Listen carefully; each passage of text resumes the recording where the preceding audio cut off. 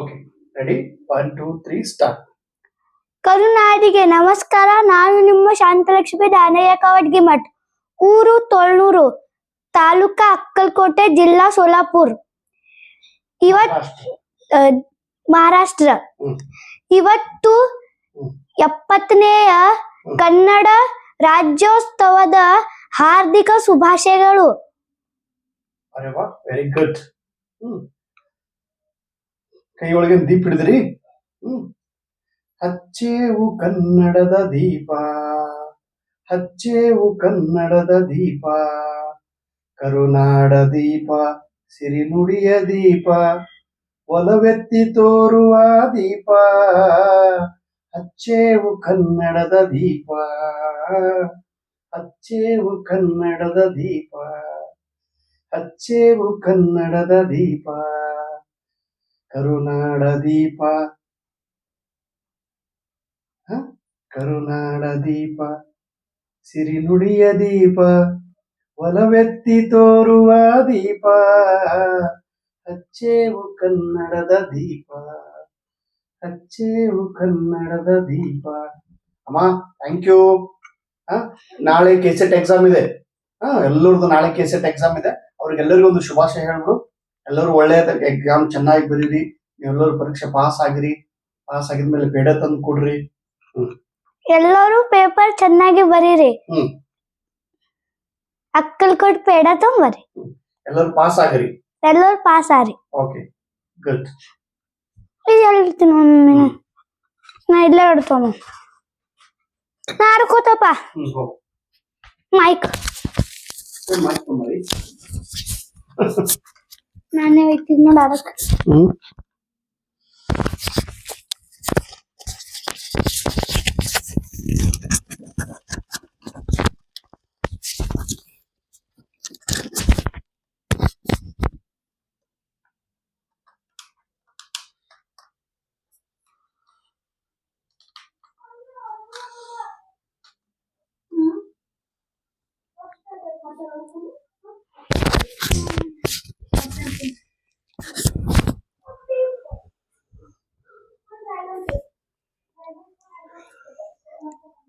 ಕರುನಾಡಿಗೆ ನಮಸ್ಕಾರ. ಇವತ್ತು ನಿಮ್ಮೆಲ್ಲರ ಅದ್ಭುತವಾದ ದಿವಸ, ಸಂಭ್ರಮದ ದಿವಸ. ಕನ್ನಡ ತಾಯಿ ಭುವನೇಶ್ವರಿಯ ಆರಾಧನೆಯ ದಿವಸ. ಇವತ್ತು 1 ನವೆಂಬರ್ 2025. ಇವತ್ತು ನಾವು 70ನೇಯ ಕನ್ನಡ ರಾಜ್ಯೋತ್ಸವನ ಬಹಳ ವಿಜೃಂಭಣೆಯಿಂದ, ಬಹಳ ಆನಂದದಿಂದ, ಬಹಳ ಹೆಮ್ಮೆಯಿಂದ, ಬಹಳ ಸಂತೋಷದಿಂದ, ಬಹಳ ಅಭಿಮಾನದಿಂದ, ಬಹಳ ನಾವೇನು ಕರಿತೀವಿ ವೈಭವದಿಂದ ಈ ದಿವಸವನ್ನು ನಾವು ಆಚರಣೆ ಮಾಡುತ್ತಿದ್ದೇವೆ. ನಿಮ್ಗೆಲ್ಲರಿಗೂ ಕನ್ನಡ ರಾಜ್ಯೋತ್ಸವದ ಹಾರ್ದಿಕ ಶುಭಾಶಯಗಳು. ನಿನ್ನೆ ಕರ್ನಾಟಕ ಸರ್ಕಾರ 70 ಜನರಿಗೆ, ಸಾಧಕರಿಗೆ, ಕರುನಾಡಿನ ದೀಪವನ್ನ ಬೆಳಗಿದ ದೀಪಗಳಿಗೆ ಕನ್ನಡ ರಾಜ್ಯೋತ್ಸವ ಪ್ರಶಸ್ತಿಯನ್ನ ಪ್ರಕಟಿಸಿದ್ರು. ಆ ಎಲ್ಲರ ಬಗ್ಗೆ ನಾನು ಪತ್ರಿಕೆದೊಳಗೆ, ಉದಯವಾಣಿ ಪತ್ರಿಕೆದೊಳಗೆ ನಿನ್ನೆ ನಾನು ಓದ್ತಾ ಇದ್ದೆ. ಒಬ್ಬೊಬ್ಬರು ಸಾಧಕರು ತನು ಮನ ಧನದಿಂದ ಈ ನಾಡನ್ನ ಬೆಳಗಿದ್ದಾರೆ, ನಾಡಿನ ಸೇವೆಯನ್ನು ಮಾಡಿದ್ದಾರೆ. ನೀವು ಕೂಡ ಕೆಸೆಟ್ ಎಕ್ಸಾಮ್ ಅನ್ನು ಪರೀಕ್ಷೆ ಪಾಸ್ ಮಾಡಿ ನಿಮ್ಮ ಭವಿಷ್ಯವನ್ನು ಉಜ್ವಲ ಮಾಡಿಕೊಂಡು ನಾಡು ನುಡಿಗೆ ನಿಮ್ಮದೇ ಆದಂಥ ಒಂದು ಕೊಡುಗೆ ಕೊಡಬೇಕು, ಕೊಡುಗೆ ಕೊಡುತ್ತೀರಿ ಎಂಬ ಆಶಯದೊಂದಿಗೆ ಇವತ್ತಿನ ಒಂದು ವಿಶೇಷ ವಿಡಿಯೋನ ನಿಮ್ಮೆದುರಿಗೆ ನಾನು ತರ್ತಾ ಇದ್ದೀನಿ. ನಾಳೆ 2 ನವೆಂಬರ್ 2025, ನಾಳೆ ನೀವೆಲ್ಲರೂ ಕೆಸೆಟ್ ಎಕ್ಸಾಮ್ ಬರ್ಲಿಕ್ಕೆ ಹೊರಟಿದ್ದೀರಿ. ನಾಳಿನ ಕೆಸೆಟ್ ಎಕ್ಸಾಮ್ ಅಲ್ಲಿ ನಿಮ್ಗೆಲ್ಲರಿಗೂ ಉಜ್ವಲವಾದ ಒಂದು ಯಶಸ್ಸು ಸಿಗಬೇಕು ಎಂದು ಆ ತಾಯಿ ಚಾಮುಂಡೇಶ್ವರಿ ಪಾದಕ್ಕೆ ಪ್ರಾರ್ಥನೆಯನ್ನು ಮಾಡುತ್ತಾ, ಕುವೆಂಪು ಅವರು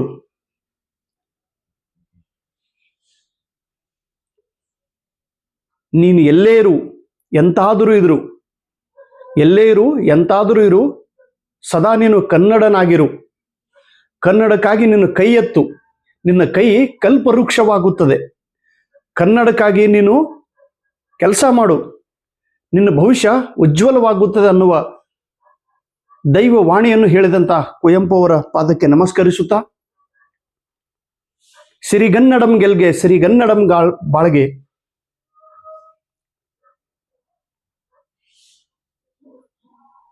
ಯಾಕೆ ಅಭಿಮಾನ ಇದೆ ನನಗೆ? ನನ್ನ ತಾಯಿಯ ಭಾಷೆ ಕನ್ನಡ. ನನ್ನ ತಾಯಿ ಊರು ವಿಜಯಪುರ ಜಿಲ್ಲೆ ಸಿಂದಗಿ ತಾಲೂಕು ಗೋಲ್ಗೇರಿ ಗ್ರಾಮ. ನಾನು ಹುಟ್ಟಿದ್ದು ಸಿಂದಗಿಯಲ್ಲಿ, ನಾನು ಹುಟ್ಟಿದ್ದು ಕರುನಾಡಿನೊಳಗೆ, ಆದರೆ ಬೆಳೆದಿದ್ದು ನಮ್ಮ ತಂದೆ ಊರು ಮಹಾರಾಷ್ಟ್ರ. ಆದರೆ ನನ್ನ ಜನ್ಮಭೂಮಿ ಕನ್ನಡ, ನನ್ನ ಮಾತೃಭಾಷೆ ಕನ್ನಡ. ನಾನು ಮಹಾರಾಷ್ಟ್ರದಲ್ಲಿ ಇದ್ದುಕೊಂಡು ಕನ್ನಡ ಶಾಲೆಯನ್ನು ಕಲಿತಂತ ವ್ಯಕ್ತಿ. ನಮ್ಮಪ್ಪ ಕನ್ನಡ ಶಾಲೆಯನ್ನು ನಮಗೆ ಕಲಿಸಿದ್ರು.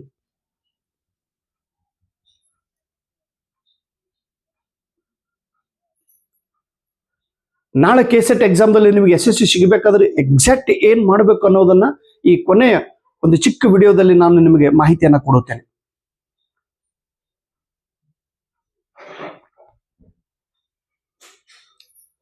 ವಿಷಯ ಎಲ್ಲಿಂದ ಪ್ರಾರಂಭ ಮಾಡಬೇಕು, ಏನ್ ಹೇಳಬೇಕು, ಎಷ್ಟು ಹೇಳಬೇಕು ಅನ್ನೋದೇ ಸ್ವಲ್ಪ ಗೊಂದಲ ಸೃಷ್ಟಿ ಮಾಡುತ್ತಿದೆ ನನ್ನ ಮನಸ್ಸಿನಲ್ಲಿ.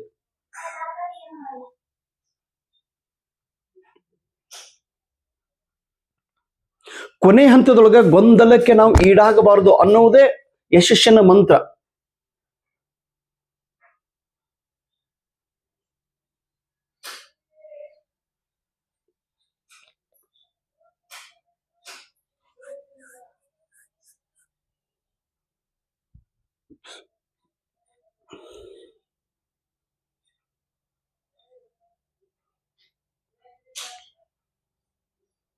ಏನ್ ಸರ್, ಯಾಕೆ ಸುಮ್ಮನೆ ನಿಂತಿದ್ರಲ್ಲ? ಒಮ್ಮೊಮ್ಮೆ ಏನಾಗ್ತದ್ರಿ, ಭಾವನೆಗಳು ಉಕ್ಕಿ ಬಂದಾಗ ಹೇಗೆ ವ್ಯಕ್ತ ಮಾಡ್ಬೇಕು ಅನ್ನೋದು ಗೊತ್ತಾಗೋದಿಲ್ಲ. ಆ ಸಮಯದೊಳಗೆ ಸ್ವಲ್ಪ ನಿಲ್ಲಬೇಕಾಗುತ್ತದೆ, ಸ್ವಲ್ಪ ಶಾಂತವಾಗಬೇಕಾಗುತ್ತದೆ, ಸ್ವಲ್ಪ ಗಾಂಭೀರ್ಯದಿಂದ ಇರಬೇಕಾಗುತ್ತದೆ. ಆದ್ರೆ ಇವತ್ತಿನ ದಿವಸ ಗಾಂಭೀರ್ಯದ ದಿವಸ ಅಲ್ಲ, ಇವತ್ತಿನ ದಿವಸ ಸಂಭ್ರಮದ ದಿವಸ.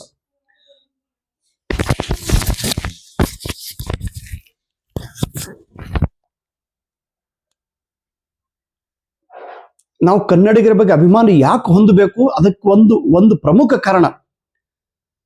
ನಾನು ಕೇರಳ, ತಮಿಳುನಾಡು, ತೆಲಂಗಾಣ, ಮಧ್ಯಪ್ರದೇಶ್, ಮಹಾರಾಷ್ಟ್ರ, ಕರ್ನಾಟಕ, ಗುಜರಾತ್, ರಾಜಸ್ಥಾನ್, ಛತ್ತೀಸ್ಗಢ, ಹಿಮಾಚಲ್ ಪ್ರದೇಶ್, ಉತ್ತರಾಖಂಡ್, ಜಮ್ಮು ಕಾಶ್ಮೀರ್, ಪಶ್ಚಿಮ ಬಂಗಾಲ್, ಆಮೇಲೆ ಈ ಕಡೆ ನಾರ್ತ್ ಈಸ್ಟ್ ರಾಜ್ಯಗಳ ಅಸ್ಸಾಂ, ಅರುಣಾಚಲ ಪ್ರದೇಶ್, ನಾಗಾಲ್ಯಾಂಡ್, ತ್ರಿಪುರಾ, ಮಿಜೋರಾಂ, ಎಲ್ಲಾ ರಾಜ್ಯಗಳಿಗೆ ಹೋಗಿ ಸೆಟ್ ಎಕ್ಸಾಮ್ ಬರೆದು ಬಂದಾಗ ನನಗೆ ಗೊತ್ತಾಗಿದ್ದು, ಇವತ್ತು ಯಾಕೆ ಅಭಿಮಾನದ ದಿವಸ ಎಂದರೆ, ಇವತ್ತಿನ ಪತ್ರಿಕೆದೊಳಗೆ ಹೇಳಿದ್ದಾರೆ, ನಾಳೆ ಕೆಸೆಟ್ ಎಕ್ಸಾಮ್ ಬರೆಯುವಂತ ವಿದ್ಯಾರ್ಥಿಗಳು 1,36,000 ಜನರು ಕೆಸೆಟ್ ಎಕ್ಸಾಮ್ ಅನ್ನ ಬರಲಿಕ್ಕೆ ಹೊರಟಿದ್ದಾರೆ. ಇದು ದೊಡ್ಡ ಸಾಧನೆ. ಇಲ್ಲಿವರೆಗೆ ಯಾವ ರಾಜ್ಯದಲ್ಲಿ ಕೂಡ ಇಷ್ಟೊಂದು ಹೈಯೆಸ್ಟ್ ವಿದ್ಯಾರ್ಥಿಗಳು ಸೆಟ್ ಎಕ್ಸಾಮ್ ಅಪ್ಲಿಕೇಶನ್ ಹಾಕಿಲ್ಲ. ನನಗೆ ಗೊತ್ತಿದೆ, ನನಗೆ ಕಂಪ್ಲೀಟ್ 12 ವರ್ಷದ ಡಾಟಾ ನನ್ನ ಹತ್ರ ಇದೆ. ಪ್ರತಿಯೊಂದು ರಾಜ್ಯದ ಡಾಟಾ ನನ್ನ ಹತ್ರ ಇದೆ. ಒಂದೊಂದು ರಾಜ್ಯಕ್ಕೆ ಹೋಗುವಾಗ ಎಷ್ಟು ಜನ ಎಕ್ಸಾಮ್ ಕೊಡ್ತಾರ ಅನ್ನೋದು ಅಲ್ಲಿ ಡಿಕ್ಲೇರ್ ಮಾಡ್ತಿದ್ರು. ಅಲ್ಲಿಯ ಪತ್ರಿಕೆದೊಳಗೆ, ಆಮೇಲೆ ಅಲ್ಲಿ ವೆಬ್ಸೈಟ್ದೊಳಗೆ ಎಷ್ಟು ಜನ ವಿದ್ಯಾರ್ಥಿನ ಈ ಪರೀಕ್ಷೆಗೆ ಕೊಡ್ತಿದ್ದಾರೆ ಅಂತೇಳಿ, ಎಷ್ಟು ಜನ ಅಪ್ಲಿಕೇಶನ್ ಹಾಕಿದ್ದಾರೆ ಅಂತೇಳಿ. 1,36,000. ಕರ್ನಾಟಕಕ್ಕಿಂತ ದೊಡ್ಡ ರಾಜ್ಯ ಮಹಾರಾಷ್ಟ್ರ. ಕರ್ನಾಟಕದೊಳಗೆ 7 ಕೋಟಿ ಜನರಿದ್ರೆ, ಮಹಾರಾಷ್ಟ್ರದೊಳಗೆ 12 ಕೋಟಿ ಜನರದ.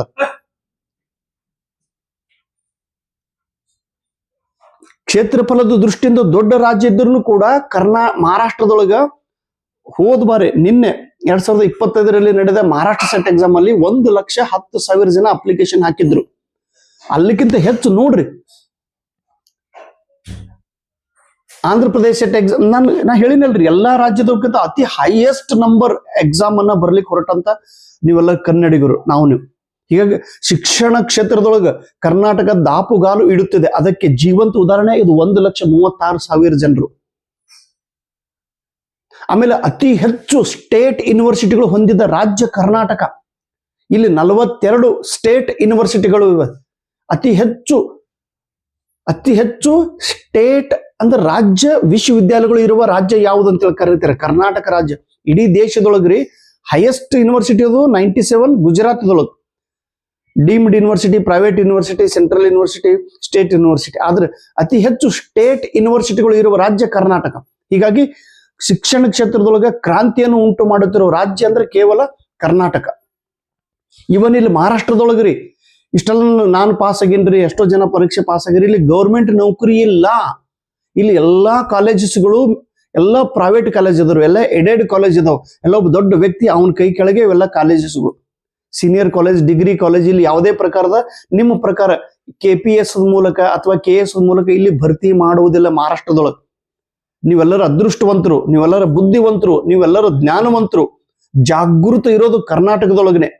ಸರ್ ಇದಕ್ಕೆ ಮತ್ತೆ KCETಗೆ ಏನು ಸಂಬಂಧ ಐತ್ರಿ ಹೇಳಿ ಮತ್ತೊಬ್ರು ಹಿಂಗೆ ಹಳ್ಳ ಹೊಡೆದಂಗೆ ನನಗೆ ಮಾತಾಡ್ತಿರ್ತಾರೆ. ಅವ್ರಿಗೆ ಹೇಳೋದು ಒಂದೇ, ಅಣ್ಣ ನಿಮ್ಮ ಬಗ್ಗೆ ನಿಮಗೆ ಸ್ವಲ್ಪ ಎಚ್ಚರ ಇರಲಿ. ಏನಂತೇಳಿ ಇತರ ರಾಜ್ಯದೊಳಗ ಮತ್ತು ನಮ್ಮ ರಾಜ್ಯದೊಳಗೆ ಏನು ವ್ಯತ್ಯಾಸ ಐತೆ ಅಂದ್ರೆ ಕರ್ನಾಟಕದೊಳಗೆ ನೀವೆಲ್ಲರೂ ಜಾಗೃತವಂತರು.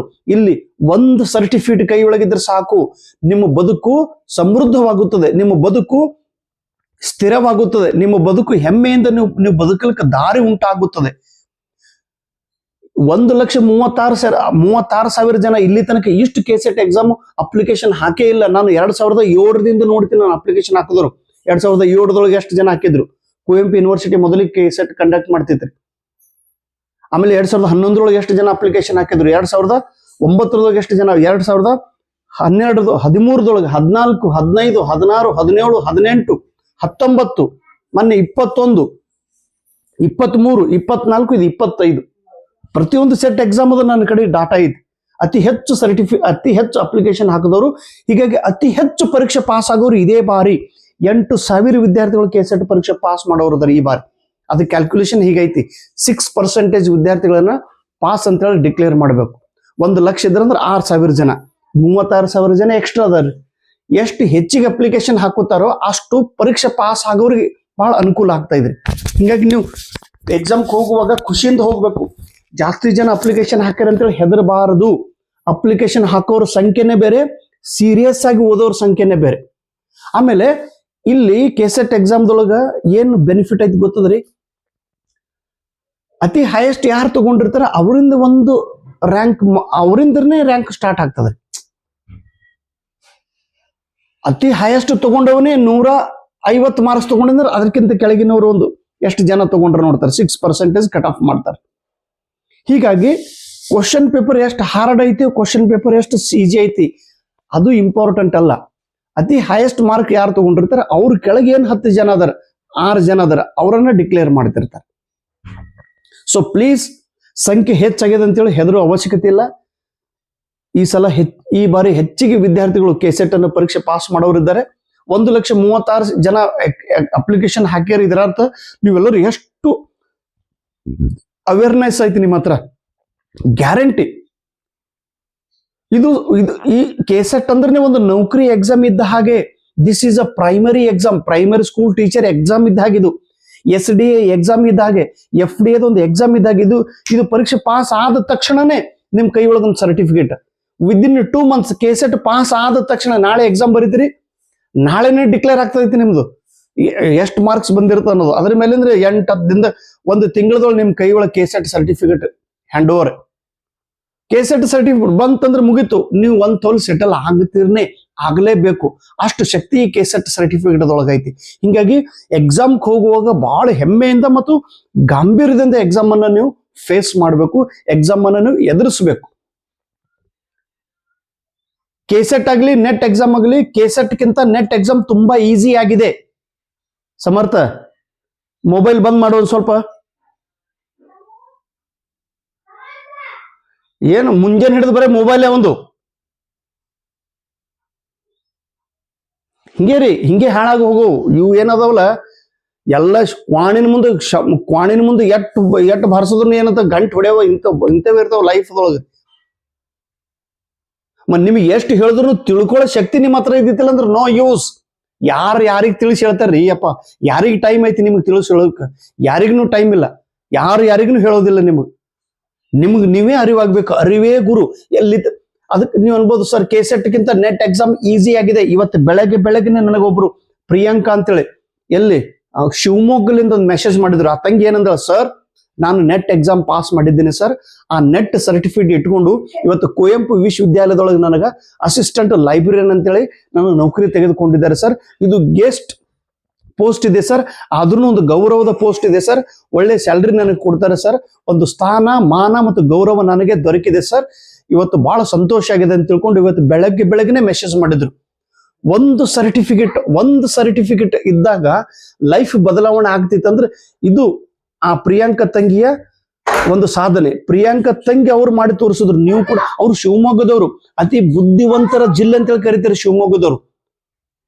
ಅವರು ಬುದ್ಧಿವಂತರನ್ನೇ ಬೆಂಗಳೂರು, ಮೈಸೂರು, ಶಿವಮೊಗ್ಗ ಇವರೆಲ್ಲರೂ ದಾನ ಹೆಸರು ಏನ್ ಹೇಳ್ತಾರೆ ಅನ್ನೋದು 1 ಸೆಕೆಂಡ್ ಒಳಗೆ ಅರ್ಥ ಮಾಡ್ಕೊಂಡು ಅವ್ರು ಎಕ್ಸಾಮ್ ಬರೆದು ಕ್ವಾಲಿಫೈಡ್ ಆಗ್ತಾ ಇದ್ರು. ಇವ್ರು ನಮ್ಮವರು ಗುಲ್ಬರ್ಗದವರು, ಯಾದಗಿರಿದವು ಎಲ್ಲ ಯಾದಗಿರಿ ಅಂತ ಬಹಳ ಬಡ ಜಿಲ್ಲೆ, ಹಿಂದುಳಿದ ಜಿಲ್ಲೆ. ನಾನು ವಿಡಿಯೋ ಮಾಡ್ತಾ ಇರೋದು ಯಾದಗಿರಿ ಜಿಲ್ಲೆ. ಇವೇನು ಕಲ್ಯಾಣ ಕರ್ನಾಟಕದ ವಿದ್ಯಾರ್ಥಿಗಳದಾರಲ್ಲ ಪಾಪ, ಇವ್ರು ಸ್ವಲ್ಪ ಒಂಥರ ನಾವು ಏನ್ ಕರಿತೀವಿ ಶೈಕ್ಷಣಿಕವಾಗಿ ಹಿಂದುಳಿದಂತ ಜಿಲ್ಲೆಗಳು. ಆದ್ರೆ ನಿಮ್ಗೆ ಇಷ್ಟು ತಿಳಿಸಿ ಹೇಳಿದ್ರು ನಿಮಗೆ ತಿಳಿಲಿಲ್ಲ ಅಂದ್ರೆ ಮತ್ತೆ ಶಾಣ್ಯರಿದ್ದವರು ಸ್ವಲ್ಪದೊಳಗೆ ತಿಳ್ಕೊಂಡು ಅವರು ಪರೀಕ್ಷೆ ಪಾಸ್ ಆಗ್ಲಿಕತ್ತಿದ್ರು. ಇಲ್ಲಿ ತನಕ 1058 ಜನ ದಾನಾಯ ಸರ್ ಹೇಳಿದ ಮಾತನ್ನ ಕೇಳಿ, ದಾನಾಯ ಸರ್ ಬರೆದಿದ್ದ ಬುಕ್ ಅನ್ನು ಓದಿ, ದಾನಾಯ ಸರ್ ಅವ್ರ ಹತ್ರ ಇರೋ ಸ್ಟಡಿ ಮೆಟೀರಿಯಲ್ ಕಲೆಕ್ಟ್ ಮಾಡಿ ಅವ್ರು ರಿಸಲ್ಟ್ ಮಾಡ್ಕೊಂಡವ್ರು. ಮತ್ತು ನೀವು ಕೂಡ ರಿಸಲ್ಟ್ ಮಾಡ್ಕೊಳ್ಳೇಬೇಕು. ಇದು ನನ್ನ ಕೈ ಮುಗಿದು ವಿನಂತಿ ತಮ್ಮ. ಶಾಣ್ಯರಿದ್ದವ್ರಿಗೆ ದಿಲ್ಲಿ ಒಳಗೆ ಕ್ಲಾಸ್ ಮಾಡೋರು ಅದಾರ, ಕೇರಳದೊಳಗೆ ಕ್ಲಾಸ್ ಮಾಡೋರು ಅದಾರ, ದೊಡ್ಡ ನಗರದೊಳಗೆ ಕೂತು ಕ್ಲಾಸ್ ಮಾಡೋರು ಅದಾರ. ಅವ್ರು ಹಿಂದಿ ಇಂಗ್ಲಿಷ್ ಒಳಗೆ ಕೇಳೋರು ಅದಾರ, ಬುದ್ಧಿವಂತ ವಿದ್ಯಾರ್ಥಿಗಳು. ನನ್ನ ಕ್ಲಾಸ್ ಬುದ್ಧಿವಂತ ವಿದ್ಯಾರ್ಥಿಗಳ ಸಲುವಾಗಿ ಅಲ್ಲ, ಬುದ್ಧಿವಂತ ವಿದ್ಯಾರ್ಥಿಗಳಿಗೆ ಅವ್ರು ಎಲ್ಲೇನೂ ತಿಳ್ಕೊಂತಿರ್ತಾರೆ. ಯಾರು ನನ್ನಂಗ ಅದಾರ ನೋಡ್ರಿ, ಸುಮ್ಮನೆ ಸ್ಲೋ ಲರ್ನರ್, ಅವ್ರ ಸಲುವಾಗಿ ನಾನು ವಿಡಿಯೋ ಮಾಡ್ತಾ ಇರೋದು, ಅವ್ರ ಸಲುವಾಗಿ ನಾನು ಹೇಳ್ತಾ ಇರೋದು, ಅವರಿಗೆ ಒಂದು ಮಾಹಿತಿಯನ್ನ ಕೊಡ್ತಾ ಇರೋದು. ಸರ್ ಹಾಗಿದ್ರೆ ಬುದ್ಧಿವಂತರಿಗೆ ಇಲ್ಲೇನ್ರಿ? ಬುದ್ಧಿವಂತರಿಗೆ ಎಕ್ಸಾಕ್ಟ್ ತಿಳ್ಕೊಂಡ್ಬಿಡ್ತಾರ 1 ಸೆಕೆಂಡ್ ಒಳಗೆ ದಾನಾಯ ಸರ್ ಏನ್ ಹೇಳಗತ್ತಾರ. ಓ ಎಸ್, ಇವರೆಲ್ಲ ಸ್ಟೇಟ್ ಅಡ್ಡಾಡ ಅಂದ್ರೆ ಹಿ no something different from others. ಅವ್ರು ನೋಡಿದ ತಕ್ಷಣ ಅವ್ರು ಎಂದೂ ನನಗೆ ಕ್ರಾಸ್ ಕ್ವಶನ್ ಕೇಳಿದವರಲ್ಲ, ನನ್ನ ಬುಕ್ ತಗೊಂಡು ನನಗೆ ತ್ರಾಸ್ ಮಾಡಿದವರಲ್ಲ. ಓ ಎಕ್ಸಾಕ್ಟ್ಲಿ, ಇವ್ರೇನ್ ಇರ್ತಾರಲ್ರಿ ತಲೆ ತಿನ್ನೋದಲ್ಲ ಪಿ, ತಲೆ ತಿರ್ಲಿಗತ್ತಾರಲ್ಲ ತ್ರಾಸ ಆಗ್ತದೆ. 1-2 ತಿಂಗಳೈತಿ ಕೆಸೆಟ್ ಎಕ್ಸಾಮ್ ಕರೆದು ನಾನು ವಿಡಿಯೋ ಮಾಡ್ಬೇಕು ಅನ್ನೋದ್ರೊಳಗೆ ಮುಗಿದೋಯ್ತು. ನನ್ನ ಕೆಲ ವಿಡಿಯೋ ಮಾಡೋದೇ ಆಗ್ಲಿಲ್ಲ. ಅದಕ್ಕೆ ಮೊದಲಿಗೆ ನಾನು ನಿಮ್ಗೆಲ್ಲರಿಗೂ ಕ್ಷಮೆ ಕೇಳ್ತೀನಿ ರೀ. ವಿಡಿಯೋ ಮಾಡ್ತಂತೇಳಿ ಮಾತು ಕೊಟ್ಟಿದ್ದೆ, ಆದ್ರೆ ಮಾತಿಗೆ ತಕ್ಕಂತೆ ನಡೀಲಿಲ್ಲಲ್ಲ ಸರ್ ನೀವು. ನನ್ನ ಲೈಫ್ದೊಳಗೆ ಈ 50 ದಿವಸ ಏನಿದೆಯಲ್ರಿ, ಈ 50 ಡೇಸ್ 50 ದಿವಸ ಅಷ್ಟು ನನ್ನ ಜೀವನದೊಳಗೆ ಅತಿ ಹೆಚ್ಚು ಬಿಸಿ ಇರುವಂತ ದಿವಸ ಈ 50 ದಿವಸ ನನ್ನ ಸಲುವಾಗಿ. ಅಷ್ಟು ಪ್ರೆಷರ್ ನನ್ನ ಮೇಲೆ, ಅಷ್ಟು ಒತ್ತಡ ನನ್ನ ಮೇಲೆ, ಅಷ್ಟು ಕೆಲಸಗಳು ನನ್ನ ಮೇಲೆ, ಅಷ್ಟು ನಾನು ಆ ಕೆಲಸದೊಳಗೆ ಇನ್ವಾಲ್ವ್ ಆಗಿಬಿಟ್ಟಿದ್ದೆ. ನನ್ನ ಶಾಲೆ ಕೆಲಸ, ನನ್ನ ಪರ್ಸನಲ್ ಕೆಲಸ, ನಾ ಏನ್ ಕರಿತೀನಲ್ಲ, ವಿಶೇಷವಾಗಿ ಈ 50 ದಿವಸ ಒಳಗೆ ವಿಡಿಯೋ ಮಾಡ್ಬೇಕಂದ್ರೂ ಕೂಡ ನನಗೆ ವಿಡಿಯೋ ಮಾಡೋದಾಗ್ಲಿಲ್ಲ. ಅಂದ್ರೆ ನನ್ನ ಪ್ರಿಯಾರಿಟಿ, ನಾನು ಇದನ್ನ ಬಿಟ್ಟು ಬೇರೆ ಕೆಲಸ ಯಾಕೆ ಮಾಡೀನಿ ಅಂದ್ರೆ ಅದು ಅವಶ್ಯಕವಾಗಿತ್ತು. ಅತಿ ಹೆಚ್ಚು ಕಷ್ಟಪಟ್ಟುವ ಈ 50 ದಿವಸ ವಿಡಿಯೋ ಮಾಡ್ಬೇಕಾದ್ರೂ ಕೂಡ ವಿಡಿಯೋ ಮಾಡಿಲ್ಲ. ಇದರ ಅರ್ಥ ಇಷ್ಟೇ ನೀವು ತಿಳ್ಕೊಬೇಕು, ಯಾಕೆ ವಿಡಿಯೋ ಮಾಡಿಲ್ಲ. ನನ್ನ ಪರ್ಸನಲ್ ಪ್ರಾಬ್ಲಮ್ ಐತ್ರಿ. ಇರ್ತಿರ್ತಾರೆ ಕೆಲವೊಬ್ರು ತ್ರಾಸ ಮಾಡೋರು ಇಲ್ರಿ, ವಿಡಿಯೋ ಸ್ಟಾರ್ಟ್ ಮಾಡೋದ್ರೊಳಗಿನ ತ್ರಾಸ ಮಾಡ್ಲಾಗತ್ರು, ಲೋ BP ಆಗಿ ದವಾಖಾನೆಗೆ ಬಿದ್ದು. ಅದು 8 ದಿವಸ ಆಗ್ಯಾರದ ಅನ್ನೋದ್ರೊಳಗಿನ ಮತ್ತೆ ಇನ್ನೊಂದು ಕೆಲಸ ಬಂತು, ಅದು ಪೊಲೀಸ್ ಸ್ಟೇಷನ್ 1-2-3 ದಿವಸ. ಅದು ಅನ್ನೋದ್ರೊಳಗೆ ಸ್ಕೂಲ್ ಒಳಗೆ ಎಕ್ಸಾಮ್ದು ಡ್ಯೂಟಿ ಬಂತ್ರಿ. ಅದು ಕ್ವಶನ್ ಪೇಪರ್ ತೆಗಿಲಿಕ್ಕೆ ಹೇಳಿದ್ರು ಎಲ್ಲ ವರ್ಗದ್ದು. ಇವು 5 ಕ್ಲಾಸ್ ಅದು, ನಮ್ಮ ಶಾಲೆದು ಇನ್ನೊಂದು ಕ್ಲಾಸ್ ಅದು, ಅವ್ರೊಂದು 5 ಕ್ವಶನ್ 10 ಕ್ವಶನ್ ಪೇಪರ್ ಸೆಟ್ ಮಾಡೋದು. ಅದಾದ ನಂತರ ಎಕ್ಸಾಮ್, ಆ ಎಕ್ಸಾಮ್ ಕ್ವಶನ್ ಪೇಪರ್ ಮತ್ತೆ ಆನ್ಸರ್ ಶೀಟ್ ಅಸೆಸ್ಮೆಂಟ್ ಮಾಡೋದು. ಆಮೇಲೆ ಆ ಸ್ಕೂಲಿಗೆ ಹೋಗಿ ಡ್ಯೂಟಿ ಮಾಡಿ ಬರೋದು. ಆಮೇಲೆ ಮನೆಯೊಳಗೆ ದವಾಖಾನೆ, ನಿನ್ನೆ ನಮ್ಮ ಮೇಡಮ್ ಅವ್ರದ್ದು ತಾಯಿಗೆ ಆರಾಮ ಇರಲಿಲ್ಲ, ಬಿಜಾಪುರಕ್ಕೆ ಬೇಲ್ಡೆಗೆ, ಅದೊಂದು 3 ದಿವಸ ಅಲ್ಲಿ. ಆಮೇಲೆ ಇವು ತ್ರಾಸ ಮಾಡಿ ನಮ್ಮ ಮನೆ ಮೇಲೆ ಅಚಾನಕ್ ಆಗಿ ಯಾರೋ ಅವ್ರು ಕಿವಿ ತುಂಬಿದ್ರು, ಮನಿ ಬಿಡ್ರಿ ಸರ್ ಅಂತ ತಕ್ಷಣ ಆಯ್ತು ಮನಿ ಬಿಡೋದಂದ್ರೆ ಇಲ್ಲಿ ಬಿಟ್ಟು ಮತ್ತೆ ಎಲ್ಲಿ ಹೋಗೋದು, ಇರೋದೆಲ್ಲಿ ಏನ್ರಿ. ಒಂದಾದ ನಂತರ ಒಂದ್ ಹಿಂಗ ನಿಮ್ಗ ಇನ್ನೂ ಕೆಲವೊಂದು ಅದಾವ್ರಿ, ಅವೆಲ್ಲ ಹೇಳ್ಕೊಂತ ಅಂದ್ರೆ ಮತ್ತೆಲ್ಲ ಜಗಳ ಆಗ್ಲಿಕ್ಕೆ ಸ್ಟಾರ್ಟ್ ಆಗ್ತದೆ. ಆದ್ರೆ ಕಾಣದ ಕೈಗಳು ಯಾರು ತ್ರಾಸ ಮಾಡಿದ್ರು ಕೂಡ ಆ ತ್ರಾಸದ ಕೈಗಳಿಗೆ ನಾವೇನು ಮಾಡೋದಿಲ್ಲ, ನಮ್ಮ ಹೆಜ್ಜೆ ಮುಂದೆ ಹಿಡ್ಕೊಂತ ಹೋಗೋದು.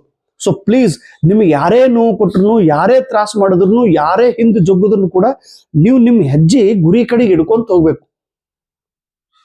ಆಗ್ತಿರ್ತದೆ, ಫಸ್ಟ್ ಟೈಮ್ ಅಪಯಶ ಸಿಗ್ಬೋದು, ಸೆಕೆಂಡ್ ಟೈಮ್ ಅಪಯಶ ಸಿಗ್ಬೋದು, 3ನೇ ಬಾರಿ ಆದ್ರೆ ನೀವು ಯಶಸ್ವಿ ಆಗೇ ಆಗ್ತಿರಲ್ಲೋ. ಆದ್ರೆ ಆ ನಿಮಗೆ ಪ್ರೇರಣೆ ಮಾತ್ರ ಸಿಗ್ಬೇಕು.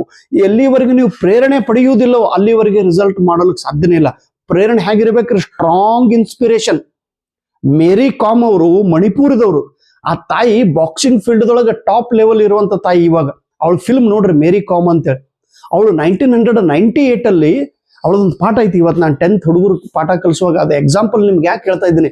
ಮೇರಿ ಕಾಮ್ 1998 ಮಣಿಪುರದೊಳಗ ಡಿಂಗ್ಕೋ ಸಿಂಗ್ ಅಂತೇಳಿ ಒಬ್ರು ಏಷ್ಯನ್ ಗೇಮ್ ದೊಳಗ ಬಾಕ್ಸಿಂಗ್ ದೊಳಗ ಗೋಲ್ಡ್ ಮೆಡಲ್ ಗೆದ್ದಿರ್ತಾರೆ. ಗೋಲ್ಡ್ ಮೆಡಲ್ ಗೆದ್ದಾಗ ಮಣಿಪುರದೊಳಗ ಅವರನ್ನ ಸನ್ಮಾನ ಹಿಂಗ ಮೆರವಣಿಗೆ ಮಾಡ್ಕೊಂತ ತೊಗೊಂಡ್ಬರ್ತಿರ್ತಾರೆ. Gold medal ಗೆದ್ದಾರ ಇವ್ರಂತೇಳಿ. ಆ ಘಟನೆಯನ್ನ ಮೇರಿ ಕಾಮ್ ಅವ್ರು ನೋಡ್ತಾರೆ. ನೋಡಿ, ಹೌದಲ್ಲ, ನನಗೂ ಕೂಡ ಬಾಕ್ಸಿಂಗ್ ಆಡಬೇಕಾಗಿದೆ, ನಾನು ಕೂಡ ಬಾಕ್ಸಿಂಗ್ ಒಳಗೆ ಭಾಗ ತೆಗೆದುಕೊಳ್ಬೇಕು, ನಾನು ಕೂಡ ಬಾಕ್ಸಿಂಗ್ ಪಟು ಆಗ್ಬೇಕಂತೇಳಿ ನಿರ್ಧಾರ ಮಾಡಿದ್ರು. ಆ ನಿರ್ಧಾರ ಅವ್ರ ತಂದೆಗೆ ಹೇಳಿಲ್ಲ. ಅವರು ತಂದೆಗೆ ಹೇಳಿದ್ರೆ ತಂದೆ ಅವ್ರ ಅಪ್ಪ ಏನಂತಿರ್ತಾರ, ನೀನ್ ಹೆಣ್ಮಗಳಾಗಿ ಬಾಕ್ಸಿಂಗ್ ಯಾಕೆ ಆಡ್ಲಿಕ್ಕೆ ಹೋಗ್ತಿ, ಬ್ಯಾಡ್ ಅಂತಾರ ತಿಳ್ಕೊಂಡ ಅವ್ರ ಅಪ್ಪಗೆ ಹೇಳಿಲ್ಲಕ್ಕಿ. ಯಾವಾಗ ಅವಳು ಮ್ಯಾಚ್ ಗೆದ್ದ ನಂತರ ಪತ್ರಿಕೆದೊಳಗೆ ನ್ಯೂಸ್ ಬಂದಾಕರ ಅವ್ರ ಅಪ್ಪಗೆ ಗೊತ್ತಾಗ್ತದ್ರಿ, ನನ್ನ ಮಗಳು ಬಾಕ್ಸಿಂಗ್ ಆಡ್ತದ ಅಂತೇಳಿ. ಅಂದ್ರೆ ಪ್ರೇರಣೆ ಹೀಗಿರ್ಬೇಕಲ್ಲೋ. ಕೆಲವೊಂದು ಪ್ರೇರಣೆಗಳು ನಿಮ್ಮ ಸಾಧನೆ ಮಾಡೋ ತನಕ ಬೇರೆಯವ್ರಿಗೆ ಇವನ್ ನೋಡ್ರಿ, ಮೇರಿ ಕಾಮ್ ಅವ್ರ ಅಪ್ಪಗನೇ ಹೇಳಿಲ್ಲ ನಾನು ಏನ್ ಮಾಡ್ಬೇಕಂತೇಳಿ. ಇಂಥವ್ರನ್ನು ಇರ್ತಾರಲ್ರಿ ಸ್ಪಿರಿಟೆಡ್ ಇದ್ದವ್ರು. ನಿನ್ನೆ ನಡೆದ ಮ್ಯಾಚ್ ಇದೊಳಗ ಆಸ್ಟ್ರೇಲಿಯಾನ ಹೊಡೆದ ಹಿಂಗ ನಾಯಿ ಹೊಡೆದಂಗೆ ಹೊಡೆದಳು ಮುಂಬೈ ಹುಡುಗಿ. ಯಾರು? ಜೇಮಿಮಾ ಅವಳು ಭಾರತದ ಜೇಮಿಮಾ ಹಿಂಗ ನಾಯಿ ಹೊಡೆದಂಗೆ ಹೊಡೆದಳತ್ತೆ. ಆದ್ರೆ ನಾಯಿ ಹೊಡಕ್ಕಿಂತ ಮುಂಚೆ ಆ ಹುಡುಗಿ 2 ಬಾರಿ ಶ್ರೀಲಂಕಾದ ಜೊತೆಗೆ ಮ್ಯಾಚ್ ಆಡುವಾಗ 0 ಔಟ್ ಆಗಿದ್ರು. 2ನೇ ಮ್ಯಾಚ್ ಆಫ್ರಿಕಾ ಜೊತೆಗೆ ಮ್ಯಾಚ್ ಆಡುವಾಗ ಅವಾಗನು 0 ರನ್ ಒಳಗೆ ಔಟ್ ಆಗಿದ್ರು.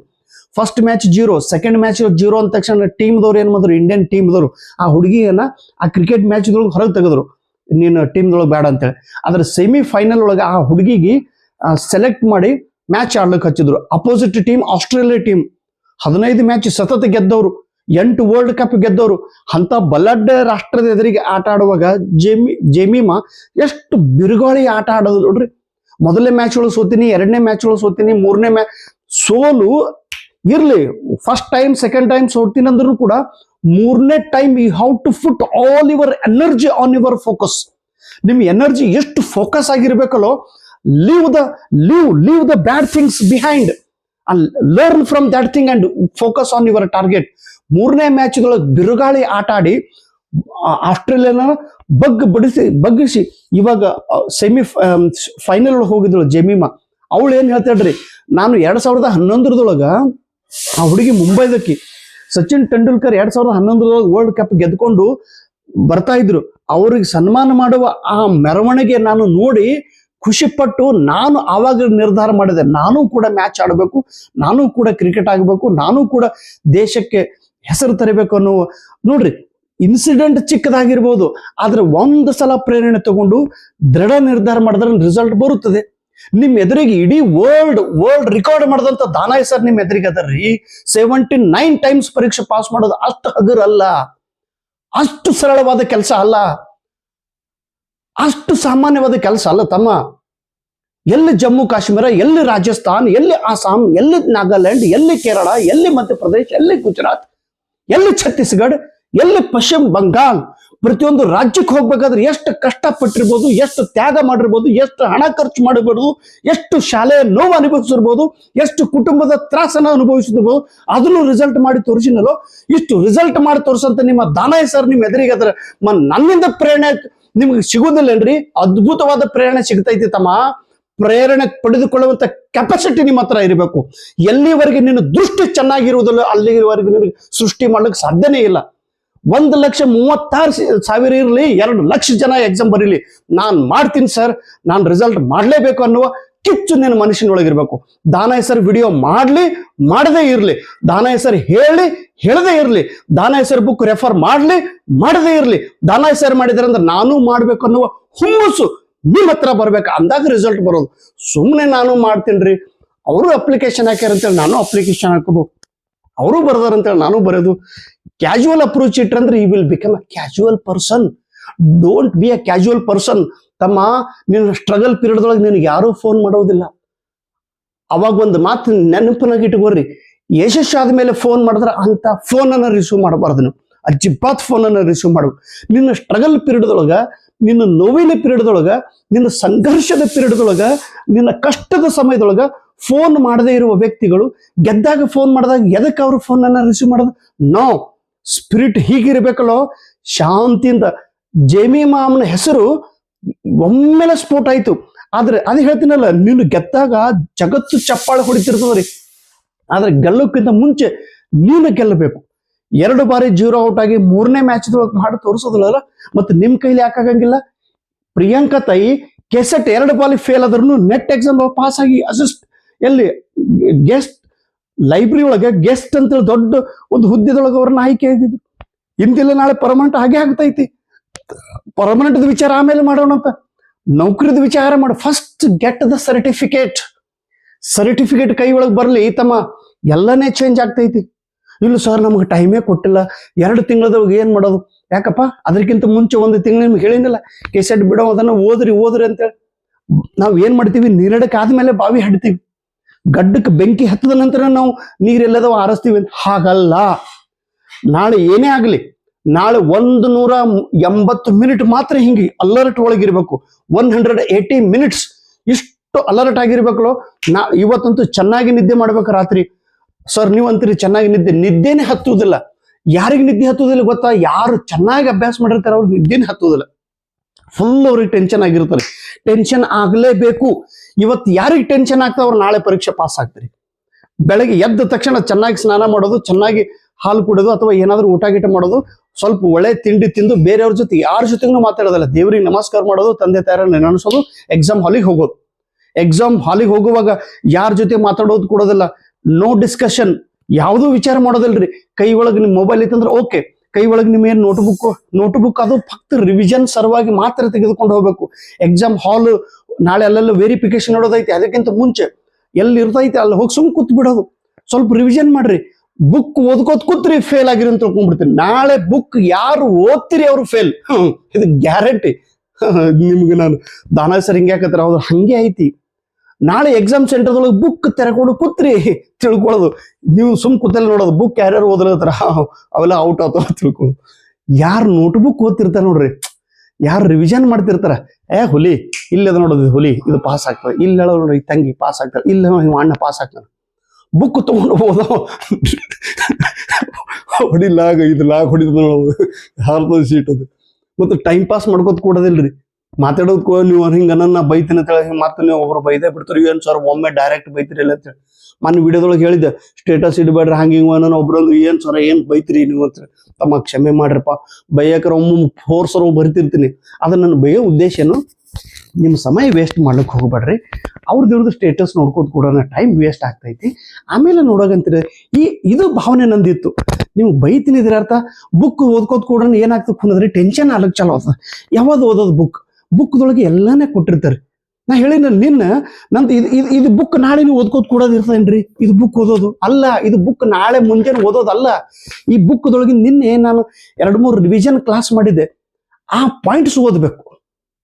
ಅದು ಯಾರು ಓದ್ತೀರಿ? ಪರೀಕ್ಷೆ ಪಾಸ್ ಆಗಿರ್ತೀರಿ ನೀವು. ನಾನು ನಾಳೆನೇ ಬುಕ್ ಓದ್ಕೊಂತ ಕೂಡ್ತೀನಿ ಸರ್ ಬೆಳಗ್ಗೆ. ನೋ, ಬುಕ್ ಓದೋದ್ರಿಂದ ಏನಾಗ್ತದೆ, ಎಲ್ಲಿಂದ ಓದಬೇಕು ಏನ್ ಬಿಡ್ಬೇಕು ಅನ್ನೋದು ಟೆನ್ಷನ್ ಆಗಿ ಇದ್ದಿದ್ದೆಲ್ಲ ಮೈಂಡ್ ಬ್ಲ್ಯಾಂಕ್ ಆಗ್ತದೆ.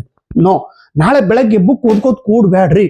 ರಿವಿಷನ್ ಮಾಡೋ ಸಲುವಾಗಿ ನೋಟ್ಬುಕ್ದೊಳಗೆ ಏನ್ ನೋಟ್ಸ್ ಮಾಡಿರ್ತೀರಿ ಅದನ್ನು ನೀವೆಲ್ಲರೂ ಓದ್ಬೇಕು. ಅದನ್ನ ನೀವು ಓದ್ತೀರಿ ಅಂತೇಳಿ ನಾನು ಭಾವಿಸುತ್ತೇನೆ. ಆಮೇಲೆ ಏನ್ ಮಾಡೋದು, ಪೇಪರ್ 1ದ ನೋಟ್ಸು, ಪೇಪರ್ 2ದ ನೋಟ್ಸ್ ಅದನ್ನ ಸ್ವಲ್ಪ ರಿವಿಷನ್ ಮಾಡ್ರಿ. ಆಮೇಲೆ ಯಾರ ಜೊತೆಗೆ ಮಾತಾಡೋದು ಕೂಡಬೇಡ್ರಿ.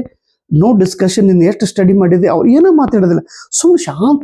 ಎಷ್ಟು ನಾಳೆ ಬ್ಯಾಲೆನ್ಸ್ಡ್ ಆಗಿರ್ತೀರಿ. ಮತ್ತು ಆಮೇಲೆ ನಾಳೆ ಫೋನ್ ಮಾಡೋ ಅವಶ್ಯಕತೆ, ಯಾರ ಜೊತೆ ಮುಂಜಾನೆ ಅದು ಫೋನ್ ಹೊತ್ತು ಒಂದು 10-15 ನಿಮಿಷನೂ ಮಾತಾಡಬೇಡ್ರಿ. ಮಾತಾಡಿದ್ರಿ ನಿಮ್ ಕಾನ್ಸಂಟ್ರೇಷನ್ ಚೇಂಜ್ ಆಗ್ತದೆ.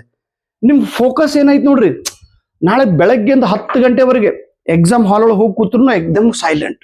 ಕ್ವಶನ್ ಪೇಪರ್ ಬಂದ ತಕ್ಷಣ ನಿಮ್ಮ ಸೂಪರ್ವೈಸರ್ ಮೊದಲನೇ ಪ್ರಶ್ನೆ ಕೇಳಬೇಕು, ಏನಂತೇಳಿ, ಸರ್ ನೀವು ಇವಾಗ ಕ್ವಶನ್ ಪೇಪರ್ ಕೊಟ್ಟಿರಿ ಪೇಪರ್ 1ದ್ದು, ಓಕೆ, ಇದು 1 ಗಂಟೆ ಮುಗಿದ ನಂತರ ತಗೊಂತಿರೋ ಅಥವಾ ಕಂಪ್ಲೀಟ್ ಎಕ್ಸಾಮ್ ಮುಗಿದ ನಂತರ ತಗೊಂತೀರೋ, ಅದು ಒಂದು ಸ್ವಲ್ಪ ಕ್ಲಾರಿಟಿ ಮಾಡ್ಕೊಡ್ರಿ. ಕ್ವಶನ್ ಪೇಪರ್ ಕೊಟ್ಟಿರ್ತಾರೆ ನಿಮ್ಗೆ, ಅದ್ರ ಜೊತೆಗೆ ಆನ್ಸರ್ ಶೀಟ್ನು ಕೊಟ್ಟಿರ್ತಾರೆ. 1 ಗಂಟೆ first question paper number 1 solve ಮಾಡಬೇಕು. ಆಮೇಲೆ 2 ಗಂಟೆ ಪೇಪರ್ 2 ಸಾಲ್ವ್ ಮಾಡ್ಬೇಕಾಗ್ತದೆ ರೀ. ಕ್ವಶನ್ ಪೇಪರ್ ಕೊಟ್ಟಾಗ ಅದ್ರ ಜೊತೆಗೆ ಆನ್ಸರ್ ಶೀಟ್ ಕೊಟ್ಟಿರ್ತಾರೆ. ಆನ್ಸರ್ ಶೀಟ್ ತುಂಬುವಾಗ ಗಡಿಬಿಡಿ ಮಾಡೋದು, ಕೂಲಾಗಿ ತುಂಬಬೇಕು. ಅಲ್ಲಿ ಏನಾಗ್ತದೆ ರೀ, ಸ್ವಲ್ಪ ತಪ್ಪು ಮಾಡೋಣ, ಅದು ಎಕ್ಸಾಮ್ ಮುಗಿಯೋ ತನಕ ಟೆನ್ಷನ್ ಆಗಿರ್ತದೆ ರೀ. ಆಮೇಲೆ ಒಂದು ಬಾಟ್ಲಿ ನೀರು ಇದ್ರೆ ನೀರು ಒಯ್ಯಿರಿ, ಅಗದಿ ಸ್ವಲ್ಪ ನೀರು ಕುಡಿಯೋದು, ಆಮೇಲೆ ಶಾಂತ ಕೊಡೋದು ಎಕ್ಸಾಮ್ ಹಾಲಲ್ಲಿ. ಒಂದು ಸ್ವಲ್ಪನು ಇದರಿನವ್ನ ಜೊತೆನೂ ಮಾತಾಡೋದಿಲ್ಲ, ಹಿಂದಿನವ್ರ ಜೊತೆನೂ ಮಾತಾಡೋದಿಲ್ಲ. ಇಲ್ಲಿ ಇವಾಕೆ ಇವು ಅಕ್ಕ ಯಾವ್ದಕ್ಕೆ ಅಕ್ಕ ಯಾದಗಿರ್ದಕ್ಕೆ ಬಂದಿ ನೋಡ ಯಾವ ನೀ ಹೇಳಿಬೋದು ಯಾವ ನಾ ಕಲಬುರ್ಗಿನ ಬಂದಿನಿ, ನೀನು ಕಲಬುರ್ಗಿನೂ ಬೇಡ, ನೀನು ಯಾದಗಿರ್ನು ಬೇಡ, ಸುಮ್ ಕೊಡು. ನೀ ಹೆಂಗೆ ಬಂದೆ ಯಾವ ರಿಕ್ಷಾದಾಗ ಬಂದೇನೆ ಅಕ್ಕ ಏವಾ ನಾ ಬಸ್ಸಿಗೆ ಬಂದಿನಿ ಯಾವ ಬರೀ ಏನ್ ಬಂದಕ್ಕೆ ಏನು ತಿಂಡಿ ತಿಂದೇನು ಕುದುರೆ ಮ್ಯಾಗ ಬಂದಿದೆಯೋ ಏನ್ ಬಸ್ಸಿಗೆ ಬಂದಿದೆ ವಿಮಾನದಾಗ ಬಂದಿದೆ ಅದೆಲ್ಲ ಇದಕ್ಕೆ ಚರ್ಚೆ ಮಾಡ್ಕೋತ ಕುಂಡ್ರ ಏನಾಗ್ತದೆ ಮೈಂಡ್ ಬ್ರೇನ್ ಇರ್ತದ ಅದು ಕಾನ್ಸಂಟ್ರೇಷನ್.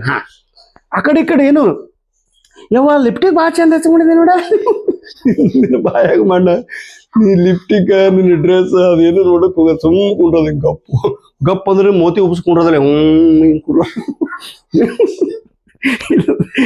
ಹಿಂಗ ಕೂತ್ರು ಅಯ್ಯವ ಅಂತ ಹಂಗನು ಮಾಡೋದಲ್ರಿ, ಅಥವಾ ಕಣ್ಣು ಬೆಳಗ್ ಮಾಡ್ಕೊಂಡ್ರದಲ್ಲ ಸ್ವಲ್ಪ ಸಿಸ್ಟಮೆಟಿಕ್ ಆಗಿ ಶಾಂತ ಆಗಿ ಯಾಕಂದ್ರೆ ಮಾನಸಿಕ ಸ್ಥಿತಿ ನಾಳೆ ಎಕ್ಸಾಮ್ ಹಾಲ್ ಒಳಗೆ ಫುಲ್ ಕಟ್ನೀರು ಬಿಡ್ಬಾರ್ದು, ಹಿಂಗೆ ಕಟ್ನೀರು ಬಿಡ್ತು ಹಿಂಗೆ ವರ್ಷೊಳದು BP ಲೋ ಆಗ್ಬಾರ್ದು, BP ಹೈನೂ ಆಗ್ಬಾರ್ದು. ಕ್ವಶನ್ ಪೇಪರ್ ಕೂಡ ಅವ್ರಿಗೆ ಕೇಳಿದ್ರು, ಮೇಡಮ್ ಅವರೇ ಮತ್ತು 1 ಗಂಟೆದಿಂದ ನೀವು ಎಕ್ಸಾಮ್ ಇದು ಆನ್ಸರ್ ಶೀಟ್ ವಾಪಸ್ ಮಾಡೋರಿದ್ರು ಅಥವಾ 3 ಗಂಟೆ ತನಕ ಮಾಡೋರಿದ್ರು ಮೊದಲೇ ಅವ್ರಿಗೆ ಕೇಳ್ರಿ.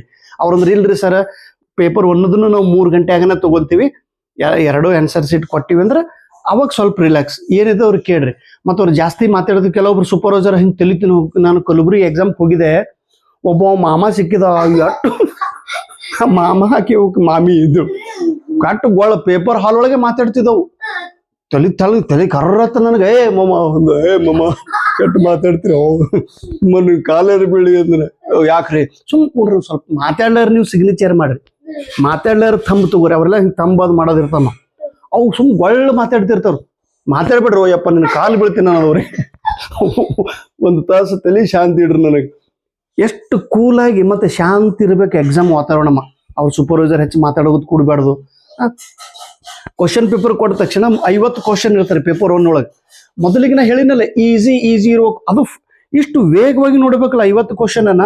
50 ಕ್ವಶನ್ ಒಳಗೆ ಏನ್ ಮಾಡ್ರಿ, ಪೆನ್ಸಿಲ್ ಅನ್ನ ತಗೊಳ್ಳೋದು. ಪೆನ್ಸಿಲ್ ತಗೊಂಡು ಪ್ಲೀಸ್ 10 ಯೂನಿಟ್ದ ಮೊದಲಿನ ಕಮ್ಯುನಿಕೇಶನ್ ಯೂನಿಟ್ ಒಂದು 5 ಕ್ವಶನ್ ಅನ್ನ ನೋಡಿದ ತಕ್ಷಣ, ನಿಮ್ಗೆ ಕ್ವಶನ್ ನೋಡಿದ ತಕ್ಷಣ ಆನ್ಸರ್ ಬರ್ತೈತೆ ಇಲ್ಲ ನೋಡೋದು.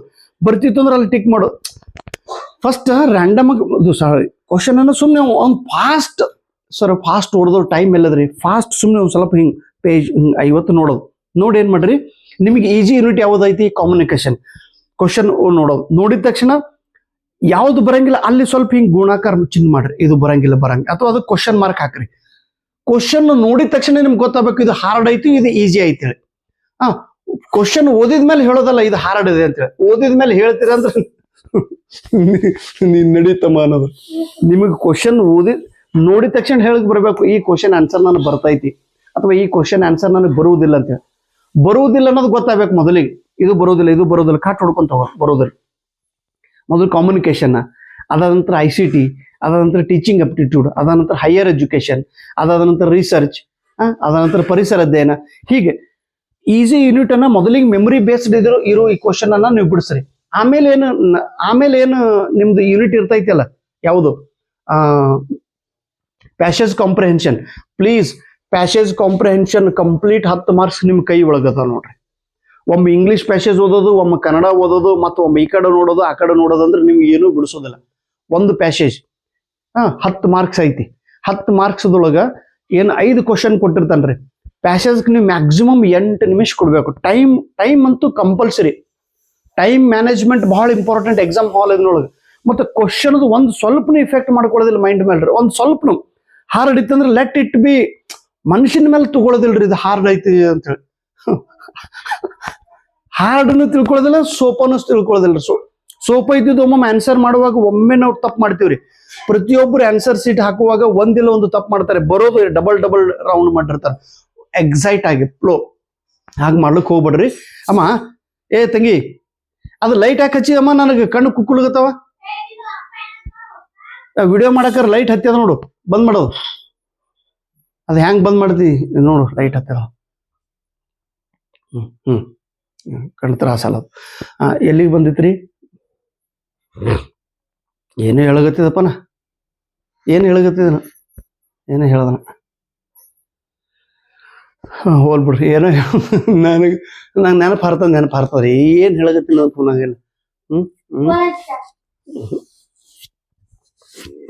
ಏನೋ ಹೇಳಗತ್ತಪ್ಪ. ಎಕ್ಸಾಮ್ ಹಾಲ್ ಒಳಗೆ ಕ್ವಶನ್, ಮೊದಲಿಗೆ ಕ್ವಶನ್ ಬರೋ ಬಿಡಿಸ್ರಿ, ಆಮೇಲೆ ಬರ್ಲಾರ್ದು ಬಿಡ್ರಿ. S, passage comprehension. ಪ್ಯಾಸೇಜ್ ಏನು ಕೊಟ್ಟಿರ್ತಾರಲ್ಲ, ಕೆಳಗೆ 5 ಕ್ವಶನ್ ಇರ್ತಾವ್ರಿ. 5 ಕ್ವಶನ್ದೊಳಗೆ ಪ್ಲೀಸ್ ಒಂದು ಕನ್ನಡ, ಇಂಗ್ಲೀಷ್ ನೋಡ್ರಿ.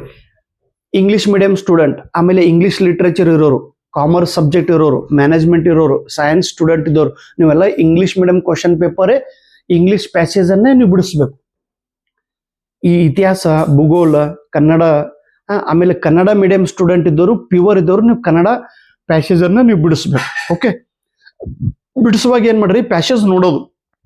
ಪ್ಯಾಸೇಜ್ ಸಣ್ಣದೈತೆ, ಪ್ಯಾಸೇಜ್ ಲಾಂಗ್ ಐತಿ. ಪ್ಯಾಸೇಜ್ ಲಾಂಗ್ ಇದ್ರೆ ನಿಮಗೆ ಮಾರ್ಕ್ಸ್ ಬಂದ್ಬಿಡ್ತೈತಿ. ಪ್ಯಾಸೇಜ್ ಸಣ್ಣದಿದ್ರೆ ಸ್ವಲ್ಪ ಕ್ವಶನ್ ಡಿಫಿಕಲ್ಟ್ ಇರ್ತಾರೆ. ಪ್ಯಾಸೇಜ್ ಎಷ್ಟು ಚಿಕ್ಕದಿರ್ತೈತಿ ಅಷ್ಟು ಕ್ವಶನ್ ಹಾರ್ಡ್ ಕೇಳ್ತಾನೆ ನಾವು. ಪ್ಯಾಸೇಜ್ ಸ್ವಲ್ಪ ದೊಡ್ಡದಿತ್ತು, ಕ್ವಶನ್ ಈಸಿ ಆಗಿರುತ್ತವೆ. ಫಸ್ಟ್ ಇದು ಟ್ರಿಕ್ ಐತಿ. ಪ್ಯಾಸೇಜ್ ದೊಡ್ಡದಿತ್ತು, ಕ್ವಶನ್ ಈಸಿ. ಇನ್ನು ಕ್ವಶನ್ದೊಳಗೆ 5 ಕ್ವಶನ್ ಕೇಳ್ತೇನೆ. 1, 2, 3, 4, 5. ನೀವು ಏನು ಮಾಡಬೇಕು, ಪ್ಯಾಸೇಜ್ ಕ್ವಶನ್ ಬಿಡಿಸುವಾಗ ಪ್ಯಾಸೇಜ್ಗೆ ಮಿನಿಮಮ್ 8 ಮಿನಿಟ್ಸ್ ಟೈಮ್ ಕೊಡಬೇಕು. 8 ಮಿನಿಟ್ಸ್ 8 ಮಿನಿಟ್ಸ್ ಒಳಗೆ 10 ಮಾರ್ಕ್ಸ್ ನೀವು ಬರಲೇಬೇಕು. ಇದು ನಿಮ್ಮ ಪಾಕೆಟ್ದೊಳಗಿಂದ ಮಾರ್ಕ್ಸ್. ಏನು ಮಾಡೋದ್ರಿ, ಆ 5 ಕ್ವಶನ್ ಒಳಗೆ ಮೊದಲು ಪ್ಯಾಸೇಜ್ ಓದೋದಲ್ಲ, ಕಂಪ್ಲೀಟ್ ಪ್ಯಾಸೇಜನ್ನು ಓದಬೇಡ್ರಿ. ನೀವು ಏನು ಓದಬೇಕು, ಕ್ವಶನ್ ಅನ್ನು ಓದೋದು. ಕ್ವಶನ್ ಓದೋದು, ಕೆಳಗಿನ 4 ಆಪ್ಷನ್ ಓದೋದು. ಕ್ವಶನ್ ಓದೋದು, ಮೊದಲಿಗೆ ನೀವು ಕ್ವಶನ್ ಅನ್ನು ಓದ್ರಿ. 1, 2, 3 ಇವು 3 ಕ್ವಶನ್ದು ಫ್ಯಾಕ್ಟ್ ಬೇಸ್ಡ್ ಇರ್ತವೆ. ಫ್ಯಾಕ್ಟ್ ಬೇಸ್ಡ್ ಅಂದ್ರೆ ಎಲ್ಲಿ, ಯಾರು, ಯಾವಾಗ, ಹೀಗೆ ಪ್ರಶ್ನೆ ಕೇಳ್ತಾರ. ಅದಕ್ಕೆ ನಾವೇನು ಬರ್ತೀವಿ, concrete question, fact based question, ಯಾರು, ಎಲ್ಲಿ, ಯಾವಾಗ, ಹಿಂಗಿರ್ತಾವ ಕ್ವಶನ್. ಓಕೆ, ಈ 3 ಪ್ರಶ್ನೆದ ಆನ್ಸರ್ ನಿಮಗೆ ನೀವು ಪ್ಯಾರಾಗ್ರಾಫ್ ಪೂರ್ಣ ಓದ್ಕೋದ್ ಕೊಡೋದಲ್ರಿ, ಪ್ಯಾಸೇಜ್ ಓದೋದಲ್ಲ. ಕ್ವಶನ್ ಓದಿದ ತಕ್ಷಣ ಕ್ವಶನ್ ಒಳಗೆ ಕ್ವಶನ್ ಓದೋದು, ಆಪ್ಷನ್ ಓದೋದು, ಆಮೇಲೆ ಆ ಕ್ವಶನ್ ಒಳಗೆ ಕೀವರ್ಡ್ ಏನೈತಿ, ಕೀ ಅಂದ್ರೆ ಮಹತ್ವದ ಶಬ್ದ ಯಾವ್ದೈತಿ, ಅದೇ ಶಬ್ದ ಯಾವ ಪ್ಯಾರಾಗ್ರಾಫ್ದೊಳಗದ ಕೀವರ್ಡ್ ಅಂಡರ್ಲೈನ್ ಮಾಡಿ ಪ್ಯಾರಾಗ್ರಾಫ್ ಏನ್ ಮಾಡೋದು, ಸ್ಕ್ಯಾನ್ ಮಾಡೋದು. ಹಿಂಗೆ ಮೊದಲನೇ ಪ್ಯಾಸೇಜ್ ಇಟ್ಕೊಳ್ಳೋದು, ಹಿಂಗೆ ಒಂದು ಸ್ಕ್ಯಾನ್ ಮಾಡಿದ ತಕ್ಷಣ ನಿಮ್ಗೆ ಯಾವ ಪ್ಯಾರಾಗ್ರಾಫ್ದೊಳಗೆ ಅದು ಕೀವರ್ಡ್ ಕಾಣ್ತೈತಿ ನೋಡೋದು.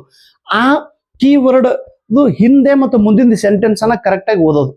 1, 2, 3 ಈ ಕ್ವಶನ್ ಆನ್ಸರ್ ಅಲ್ಲೇ ಪ್ಯಾರಾಗ್ರಾಫ್ದೊಳಗೆ ಸಿಗುತ್ತೈತಿ.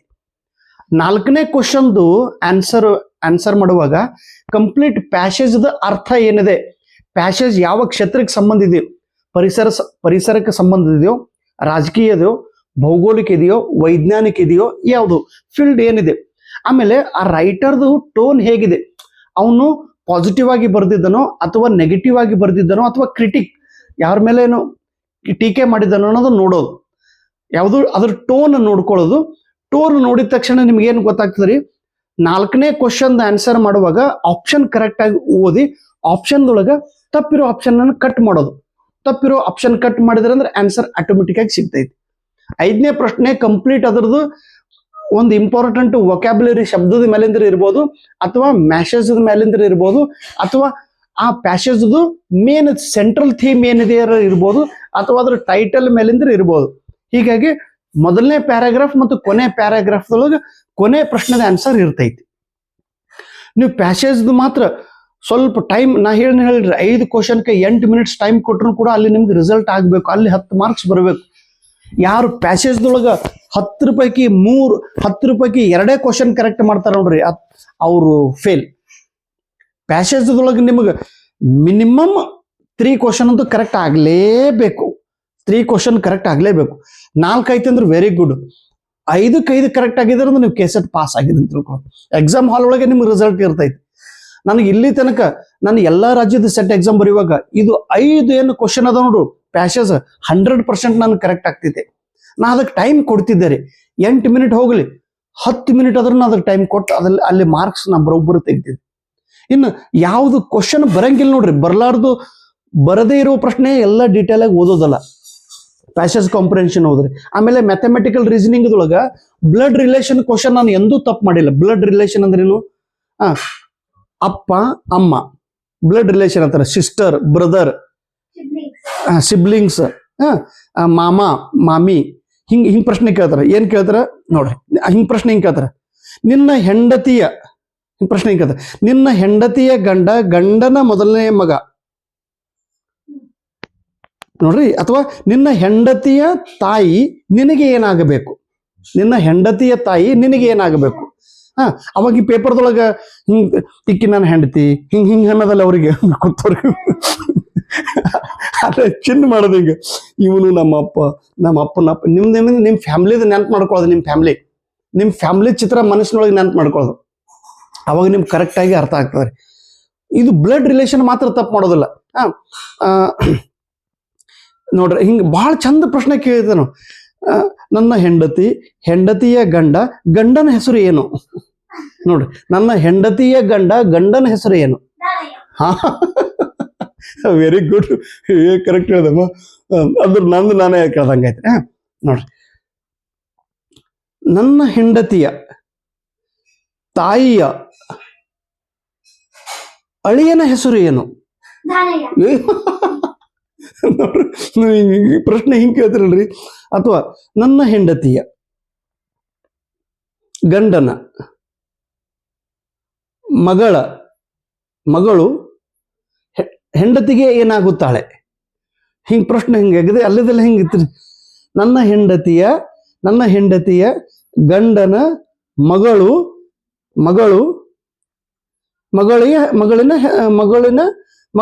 ಹೆಂಡತಿಗೆ ಏನಾಗುತ್ತಾಳೆ? ಹಿಂಗ್ ಎಕ್ದಮ್. ಅಥವಾ ಹೆಂಡತಿಯ ತಾಯಿಗೆ ಏನಾಗುತ್ತಾಳೆ? ಏನ್ ನೋಡ್ಗ, ಅಜ್ಜಿ. ಹಿಂಗ್ ಇಷ್ಟು ಹಿಂಗ್ ತಿರುಗಿಸ್ ಹಿಂಗ್ ಭಾಳ.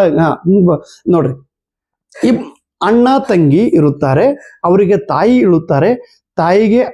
ತಾಯಿಯ ಅಪ್ಪನು ಮೊಮ್ಮಕ್ಕಳಿಗೆ ಏನಾಗುತ್ತಾರೆ? ಹಿಂಗ್ ಬಹಳ ಚಂದ ಬ್ಲಡ್ ರಿಲೇಷನ್ ಪ್ರಶ್ನೆ ಬಿಡಬಾರ್ದು ತಪ್ಪ ಅಮ್ಮ. ಆಮೇಲೆ ಡೈರೆಕ್ಷನ್ ಮೇಲೆ ಪ್ರಶ್ನೆ ಕೇಳ್ತಾರೆ. ರಾಮನು ಪೂರ್ವ ದಿಕ್ಕಿಗೆ ಹೋದನು, ಮತ್ತೆ ಎಡಕ್ಕೆ ಹೊಳ್ಳಿದನು. ಎಡಕ್ಕೆ ಹೊಳ್ಳಿ ಮತ್ತೆ ಉತ್ತರ ದಿಕ್ಕಿಗೆ ಹೋದನು. ಆಮೇಲೆ ಅಲ್ಲಿ ಬಾಳೆಹಣ್ಣು ತಿಂದು ಮತ್ತೆ ಎಡಕ್ಕೆ ಬಂದನು, ಮತ್ತೆ ಪಶ್ಚಿಮಕ್ಕೆ ಬಂದನು.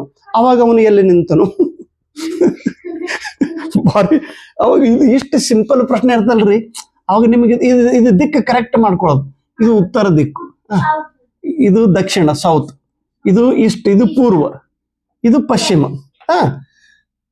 ಆಮೇಲೆ ಇದು ಆಗ್ನೆ ನೈಋತ್ಯ, ಇದು ವಾಯವ್ಯ, ಇದು ಈಶಾನ್ಯ.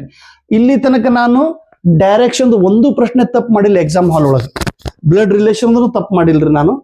ಆಮೇಲೆ ಪ್ಯಾಸೇಜ್ನು ತಪ್ಪು ಮಾಡಿಲ್ಲ. ಆಮೇಲೆ ಇದು ಡೈರೆಕ್ಷನ್ ಅದು ಹಿಂಗೆ ಕೇಳ್ತಿರ್ತಾರ. ಏನು ಕುಡಿದ್ರುಗ ಶಾಂತಲಕ್ಷ್ಮಿಯು ಉತ್ತರ ದಿಕ್ಕಿಗೆ ಹೋದಳು 5 ಕಿಲೋಮೀಟರ್. ಅಲ್ಲಿಂದ ಪೂರ್ವ ದಿಕ್ಕಿಗೆ 5 ಕಿಲೋಮೀಟರ್ ಹೋದಳು. ಅಲ್ಲಿಂದ ದಕ್ಷಿಣಕ್ಕೆ 5 ಕಿಲೋಮೀಟರ್ ನಡೆದು ಮತ್ತೆ ಪಶ್ಚಿಮಕ್ಕೆ 5 ಕಿಲೋಮೀಟರ್ ಬಂದಳು. ಈಗ ಅವಳು ಎಲ್ಲಿ ನಿಂತಿದ್ದಾಳೆ? ಹಿಂಗ್ ಪ್ರಶ್ನೆ ಕೇಳ್ತಾರ ಅವ್ರು. ನಿಮ್ಗದು ಡೈರೆಕ್ಷನ್ ಬಹಳ ಕರೆಕ್ಟ್ ಆಗಿ ಇಂಥವು ತಪ್ಪು ಮಾಡೋದಿಲ್ರಿ ತಮ್ಮ. ಡೈರೆಕ್ಷನ್ ಪ್ರಶ್ನೆ.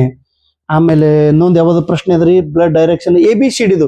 ಹೋಗಿದ ತಕ್ಷಣ ನೀವು ಏನ್ ಮಾಡ್ರಿ, ಕ್ವಶನ್ ಪೇಪರ್ ಹಿಂದಿನ ಬಾಜು ಪೆನ್ಸಿಲ್ನೆ ABCDEFG ಹಿಂಗ್ ಜಡ್ ತನಕ ಬರೀರಿ. ಬರೆದು 1 2 3 4 5 6 7 ಹಿಂಗ್ ಇಲ್ಲಿ 26 ತನಕ ಬರೀಬೇಕು. ಬರೆದ್ರಲ್ರಿ, ನಿಮ್ಗೆ ABCD ಸೀರೀಸ್ನು ಬಹಳ ಕರೆಕ್ಟ್ ಆಗಿ ನೋಡ್ರಿ. ABCD ಈಗ ಮುಂದಿನ ಅಕ್ಷರ ಯಾವುದು ಅಂತ ಕೇಳಿರ್ತಾನ. ಈ ಅಕ್ಷರ ಜರ ನಿಮ್ಗೆ ಕರೆಕ್ಟ್ ಮಾಡಿರಿ. ಒಂದು ಹಿಂಗ್ ರೈಟ್ ಸೈಡ್ ಒಂದು 26 ಬರೋದು. ಆಮೇಲೆ ಜಡ್ ಇದ್ದದಕ್ಕೆ 1 2 3 4 5 ಹಿಂಗ್ ರಿಟರ್ನ್ ಒಂದು 26. ABCD ಕ್ವಶನ್ ಪೇಪರ್ ಹಿಂದ್ಗಡೆ ಬರಿಬೇಕು ಪೆನ್ಸಿಲ್. ಹೋಗಿದ ತಕ್ಷಣ ಅದು ಬರಿಬೇಕ್ರಿ. 1 to 26 ಹಿಂಗ್ ಬರಿಬೇಕು. ಆಮೇಲೆ ಈ ಕಡೆ 1 to 26 ಹಿಂಗ್ ಬರಿಬೇಕು. ABCD ಸೀರೀಸ್ನು ನಿಮಗ್ ಬರ್ತೈತಿ. ಆಮೇಲೆ ನಂಬರ್ ಕೊಟ್ಟಿರ್ತಾರ. ನಂಬರ್ ಏನ್ ನಂಬರ್ ಕೊಟ್ಟಿರ್ತಾರ? ಇಲ್ಲಿ 10, ಇಲ್ಲಿ 20, ಇಲ್ಲಿ 30, ಇಲ್ಲಿ ಯಾವ ನಂಬರ್ ಬರುತ್ತದೆ? ವಾ 40. ಓಕೆ, ಇಲ್ಲಿ 5, ಇಲ್ಲಿ 10, ಇಲ್ಲಿ 15, ಇಲ್ಲಿ ಯಾವ ನಂಬರ್ ಬರುತ್ತದೆ? 20. ವಾ, ವೆರಿ ಗುಡ್.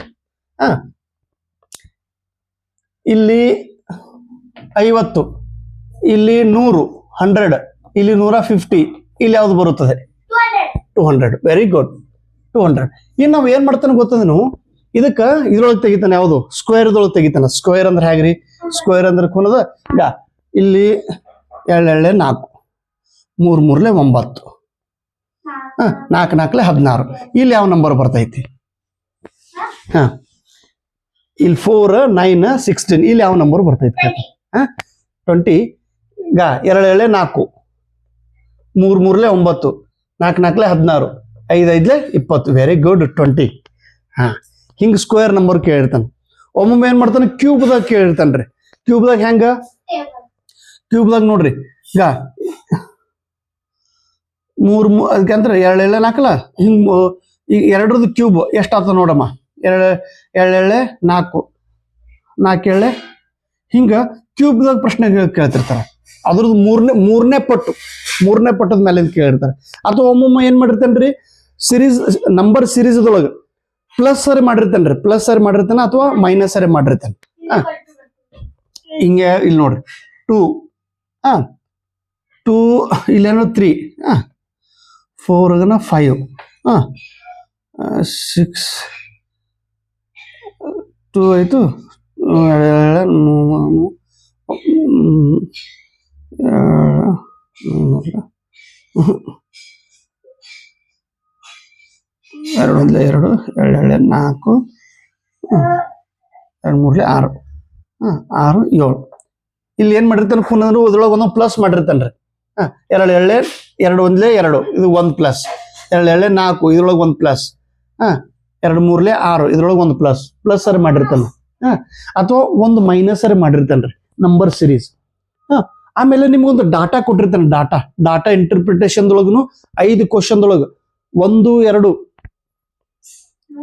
ಟೋಟಲ್ 5 ಒಂದು ಕ್ವಶನ್ ಭಯಂಕರ ಈಜಿ ಕೊಟ್ಟಿರ್ತಾನ್ರಿ. ಕೇವಲ ನಿಮಗೆ ಏನ್ ಮಾಡ್ಲಿಕ್ಕೆ ಬರ್ಬೇಕು, ಆ ಕ್ವಶನ್ ಒಳಗ ಅದ್ರದ್ದು ಪ್ಲಸ್ ಸರಿ ಮಾಡಂದಿರ್ತಾನ್ರಿ.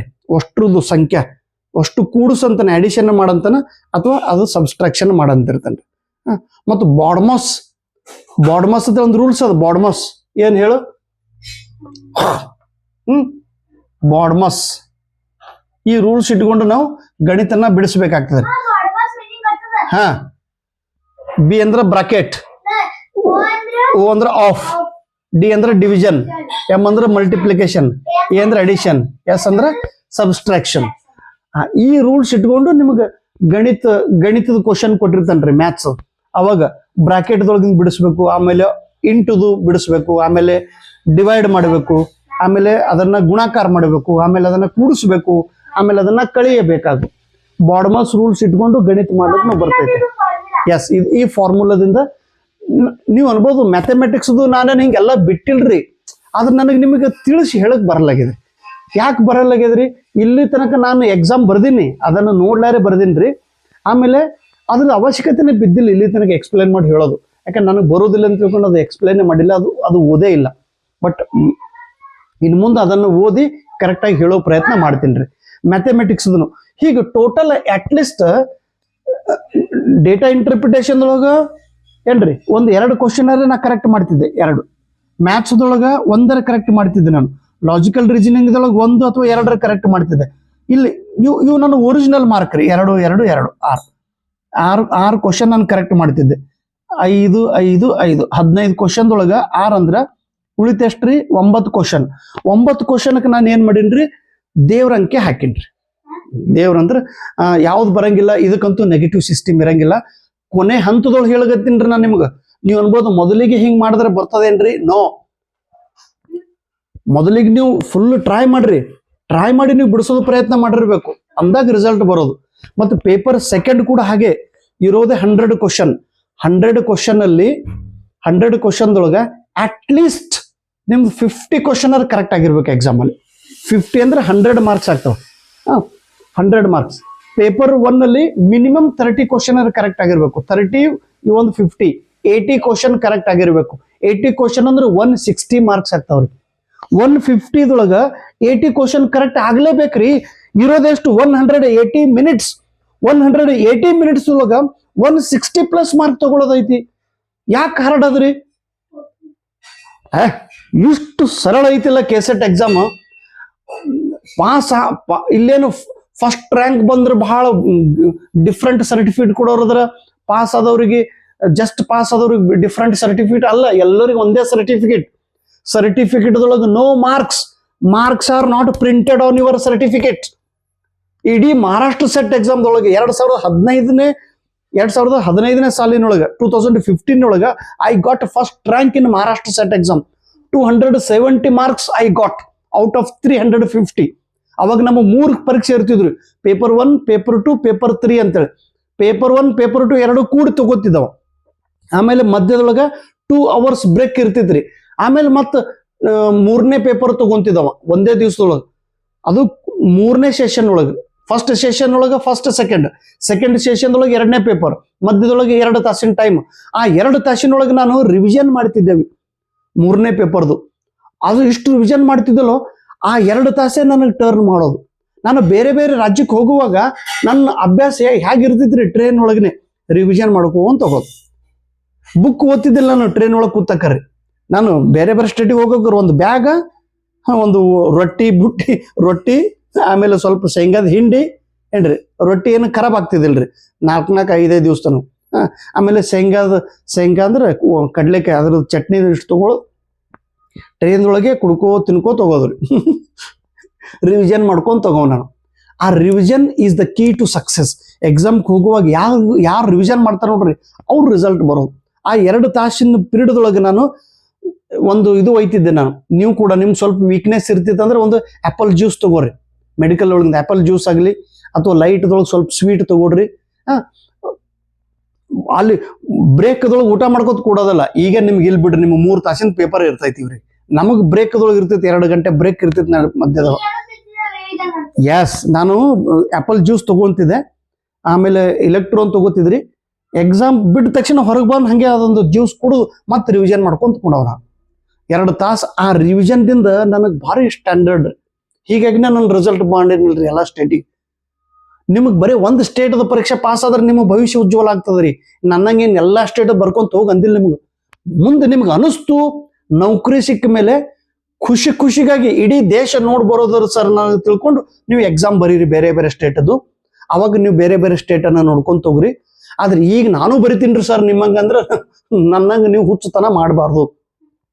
ಫಸ್ಟ್ ಕೆಸೆಟ್ ಪಾಸ್ ಆಗ್ರಿ, ಒಂದು ಜಾಬ್ ಮಾಡ್ಕೊಡ್ರಿ, ನೌಕರಿ ಆಗಲಿ, ಮದುವೆ ಮಕ್ಕಳು ಸಂಸಾರ ಅನ್ಕೋತ ಆಮೇಲೆ ನೀವು ಬೇರೆ ಸ್ಟೇಟಿಗೆ ಎಕ್ಸಾಮ್ ಬರಿಬೋದು. ಇಲ್ಲ ನಾನು ಬರಿತೀನಿ ಅಂದ್ರೆ ನಿಮ್ದು ಟೈಮ್ ಈಗ ಬರಿಬೇಡ್ರಿ. ಸರ್ ಯಾಕೆ ಅಂಜಿದ್ರೆ ನಿಮ್ಮ ರೆಕಾರ್ಡ್ ಮುರಿಬೇಕಂತೇಳಿ. ಆ ರೆಕಾರ್ಡ್ ಮುರಿಲಿಕ್ಕೆ ಬ್ಯಾಡ ಅಂದಿಲ್ರಿ. ಫಸ್ಟ್ ಪ್ರಿಫರೆನ್ಸ್ ಏನು, ನೌಕರಿ, ಒಂದು ಜಾಬ್ ಸೆಕ್ಯೂರಿಟಿ. ಪ್ರಿಯಾಂಕ ತಂಗಿ ನೆಟ್ ಎಕ್ಸಾಮ್ ಪಾಸ್ ಆದ ತಕ್ಷಣ ಸಿಕ್ಕೋದಿಲ್ಲ. ನಿನ್ನ ಸಂಗಮ್ ಅವ್ರಿಗೆ ಕೆಸೆಟ್ ಪಾಸ್ ಆದ್ರು, ನೆಟ್ ಎಕ್ಸಾಮ್ 2 ಬಾರಿ ಪಾಸ್ ಆದ್ರು, JRF ಆಯ್ತು. ನಿನ್ನೆ PhD ಸೆಂಟ್ರಲ್ ಯೂನಿವರ್ಸಿಟಿ ಒಳಗೆ PhD ಮಾಡಿದ್ರು. ಅವ್ರ ಕತೆ ಕೇಳ್ರಿ ನೀವು. ನಿನ್ನೆ ಮಹಾರಾಷ್ಟ್ರದ ಒಬ್ರು ಸರ್ ಅದಾರ್ರಿ, ಇಲಾಯಿ ಅಂತೇಳಿ, ನಿನ್ನೆನೆ ಮೆಸೇಜ್ ಮಾಡಿದ್ರು. ಅವರು ಕೊಲ್ಲಾಪುರ ಶಿವಾಜಿ ಯೂನಿವರ್ಸಿಟಿ ಕೊಲ್ಲಾಪುರದೊಳಗೆ PhD ಹೊಂಟಿರ್ತಾರೆ. ನಾಳೆ PhD ಅವ್ರದ್ದು ಇದು ಆಗ್ತೀರಿ ಏನು, PhD ಸಿನಾಪ್ಸಿಸ್ ಸಬ್ಮಿಟ್ ಮಾಡೋರು ಅದಾರ. ನಾಳೆ ಅವ್ರದ್ದು ಇಂಟರ್ವ್ಯೂ ಐತಿ. ಅವರು ಮೆಕ್ಯಾನಿಕಲ್, ಗಾಡಿ ಮೆಕ್ಯಾನಿಕಲ್ ಅದಾರ. ಅವರು 2 ವೀಲರ್ ಮೆಕ್ಯಾನಿಕ್, ಗಾಡಿ ರಿಪೇರ್ ಮಾಡ್ತಾರೆ ಅವ್ರು ವಿಡಿಯೋ ನೋಡಿದ್ರೆ ಹುಚ್ಚಿಡಿಬೇಕ್ರಿ. ಅದು ಮೊಬೈಲ್ ಎಲ್ಲದಮ್ಮ, ನನ್ನ ಮೊಬೈಲ್ ಎಲ್ಲದ, ನೀವು ಮೊಬೈಲ್ ನಂಗೆ ತೋರ್ಸಲಾಗಿರಿ. ಸರ್ ಏನೇನೋ ಹೇಳಗತ್ತಿರಲ್ರಿ. ಇವ್ರು ಪ್ರಿಯಾಂಕ ತಂಗಿ ನೋಡ್ರಿ. ಇವ್ರು ಹೆಂಗ ಕಾಣಿಸಲ್ಲಮ್ಮ? ಇವರು ಪ್ರಿಯಾಂಕ ತಂಗಿ. ಇವ್ರು ಏನ್ ಮಾಡ್ರ ನೋಡ್ರಿ message. Good morning, I got guest librarian job in Kuvempu university because of my NET certificate. I got this job. Thank you sir for your blessing. ಈ ತಂಗಿ ಇವತ್ತು ಬೆಳಗ್ಗೆನೆ ನಿಮಗೂ ಕನ್ನಡ ರಾಜ್ಯೋತ್ಸವದ ಶುಭಾಶಯಗಳಂತ ಹೇಳಿದ್ರು ಮೆಸೇಜ್ ಮಾಡಿದ್ರು. ಪ್ಲೀಸ್, ಇವ್ರು ಮಾಡಿದಾರ್ರಿ. ಇನ್ನ ಯಾರು ಇನ್ನೊಬ್ರು ಯಾರು ಮಾಡ್ರಿ ನಿನ್ನ ಮೆಸೇಜ್ ಮಾಡಿದ್ರು. ಆಮೇಲೆ ಇಲಾಹಿ ಸರ್, ಇಲಾಹಿ ಸರ್ ಇವ್ರು ಮೆಕ್ಯಾನಿಕಲ್ ಅದ ನೋಡ್ರಿ. ಮೆಕ್ಯಾನಿಕल PhD इंटरव्ह्यू आहे सर, कोणता टॉपिक चूज करायचा आहे ಸ್ವಲ್ಪ ಹೇಳೋ ತಂದ್ರ ಅವ್ರು ನೋಡ್ರಿ. ನೆಟ್ ಎಕ್ಸಾಮ್ ನೋಡ್ರಿ. ಇವರು ಮಹಾರಾಷ್ಟ್ರ ಸೆಟ್ ಎಕ್ಸಾಮ್ ಪರೀಕ್ಷೆ ಪಾಸ್ ಮಾಡಿದ್ರು ಇವರು ಯಾರು ಇಲಾಯಿ ಸರ್ ಹಾ ಹಾ ಮುಚ್ಚಮ್ಮ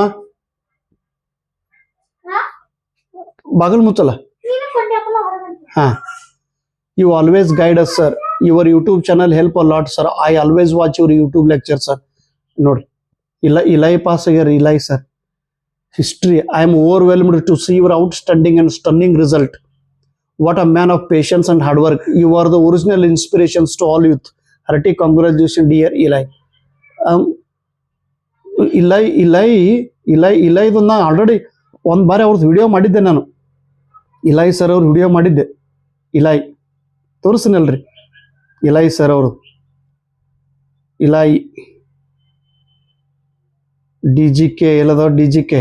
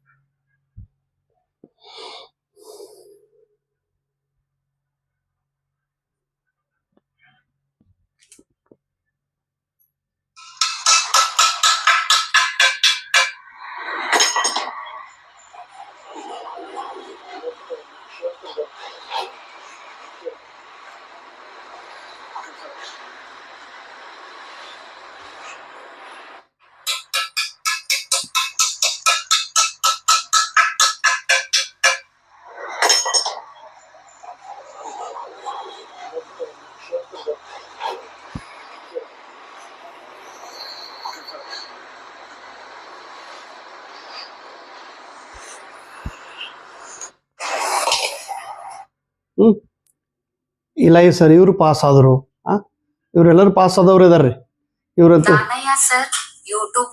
ಈ ತಂಗಿ ಅಂತೂ ಇಡೀ ಕರ್ನಾಟಕದೊಳಗೆ ಫಸ್ಟ್ ರ್ಯಾಂಕ್ ಬಂದೊಳಗೆ ತಂಗಿ ಇವ್ರು ದ್ಯಾಮವ್ ಅದಾಳ ದ್ಯಾಮವ್ ತಂಗಿ ಎಂತೆಂತ ಏನ್ರಿ ಎಂತ ಸಾಧನೆ ಮಾಡಿದವ್ರು ಅದಾರ ಗೊತ್ತದೇನು ನೆಕ್ಸ್ಟ್ ನೀವು ಪಾಸ್ ಆಗಿದ್ರೆ ನೀವು ಒಂದು ಹಿಂಗೆ ವಿಡಿಯೋ ಮಾಡಿ ನನಗೆ ಕೊಡ್ರಿ ಪ್ಲೀಸ್ ನಿಮ್ಮಿಂದ ಅಂದ್ರೆ ದೀಪದಿಂದ ದೀಪ ಹಚ್ಚಬೇಕು ನೀವು ಒಂದು ಈಗ ಇದು ದೀಪ ಐತಿ ಈ ದೀಪ ನಿಮ್ಗೆ ಹಚ್ಚಿನ್ರಿ ನೀವು ಇನ್ನೊಬ್ರಿಗೆ ದೀಪ ಹಚ್ಚಬೇಕು ಅವರಿಂದ ಇನ್ನೊಬ್ರಿಗೆ ಹಚ್ಚೇವು ಕನ್ನಡದ ದೀಪ ಸಿರಿನುಡಿಯ ದೀಪ ನಾನು ನೀವು ಸಿರಿನುಡಿಯ ದೀಪ ನಾವು ಕರುನಾಡಿನ ದೀಪ ನಾವು ನೀವೆಲ್ಲರೂ ಹಚ್ಚೇವು ಕನ್ನಡದ ದೀಪ ಕರುನಾಡ ದೀಪ ಸಿರಿನುಡಿಯ ದೀಪ ಒಲವೆತ್ತಿ ತೋರುವ ದೀಪ ಹಚ್ಚೇವು ಕನ್ನಡದ ದೀಪ ಹಚ್ಚೇವು ಕನ್ನಡದ ದೀಪ ನೀವೆಲ್ಲರೂ ಕೆಸೆಟ್ ಪರೀಕ್ಷೆ ಪಾಸ್ ಆಗಿರಿ ನಿಮ್ಮ ದೀಪ ನನಗೆ ಕಳಿಸ್ರಿ ಆ ದೀಪ ನಾನು ಇಡೀ ಕರ್ನಾಟಕ ನಾನು ಕಳಿಸ್ಬಿಡ್ತೀನಿ ರೀ ನಿಮ್ಮ ದೀಪದಿಂದ ಇನ್ನೊಂದು ದ್ವೀಪ ಪ್ರಜ್ವಲಿಸಲಿ ನೀವು ಪರೀಕ್ಷೆ ಪಾಸ್ ಆದ ನಂತರ ನನಗೆ ಹೇಳಿಲ್ಲ ಅಂದ್ರೆ ನನಗೆ ಗೊತ್ತಾಗಂಗಿಲ್ಲ ಅಲ್ರಿ ನೀವು ಪಾಸ್ ಆಗಿರೋ ನಿಲ್ಲು ನೀವು ಪಾಸ್ ಆದ ತಕ್ಷಣ ನಿಮ್ಮ ದೀಪ ಇನ್ನೊಬ್ರಿಗೆ ನಾವು ಕೊಟ್ಟು ಅಂದ್ರೆ ಇನ್ನೊಬ್ರು ಭಾಳ ಬೆಳಗ್ತದ್ರಿ ನಾವು ನೋಡ್ರಿ ನಾವು ಬೆಳಗ್ಬೇಕು ಮೊದಲು ನಾವು ಬೆಳಗ್ಬೇಕು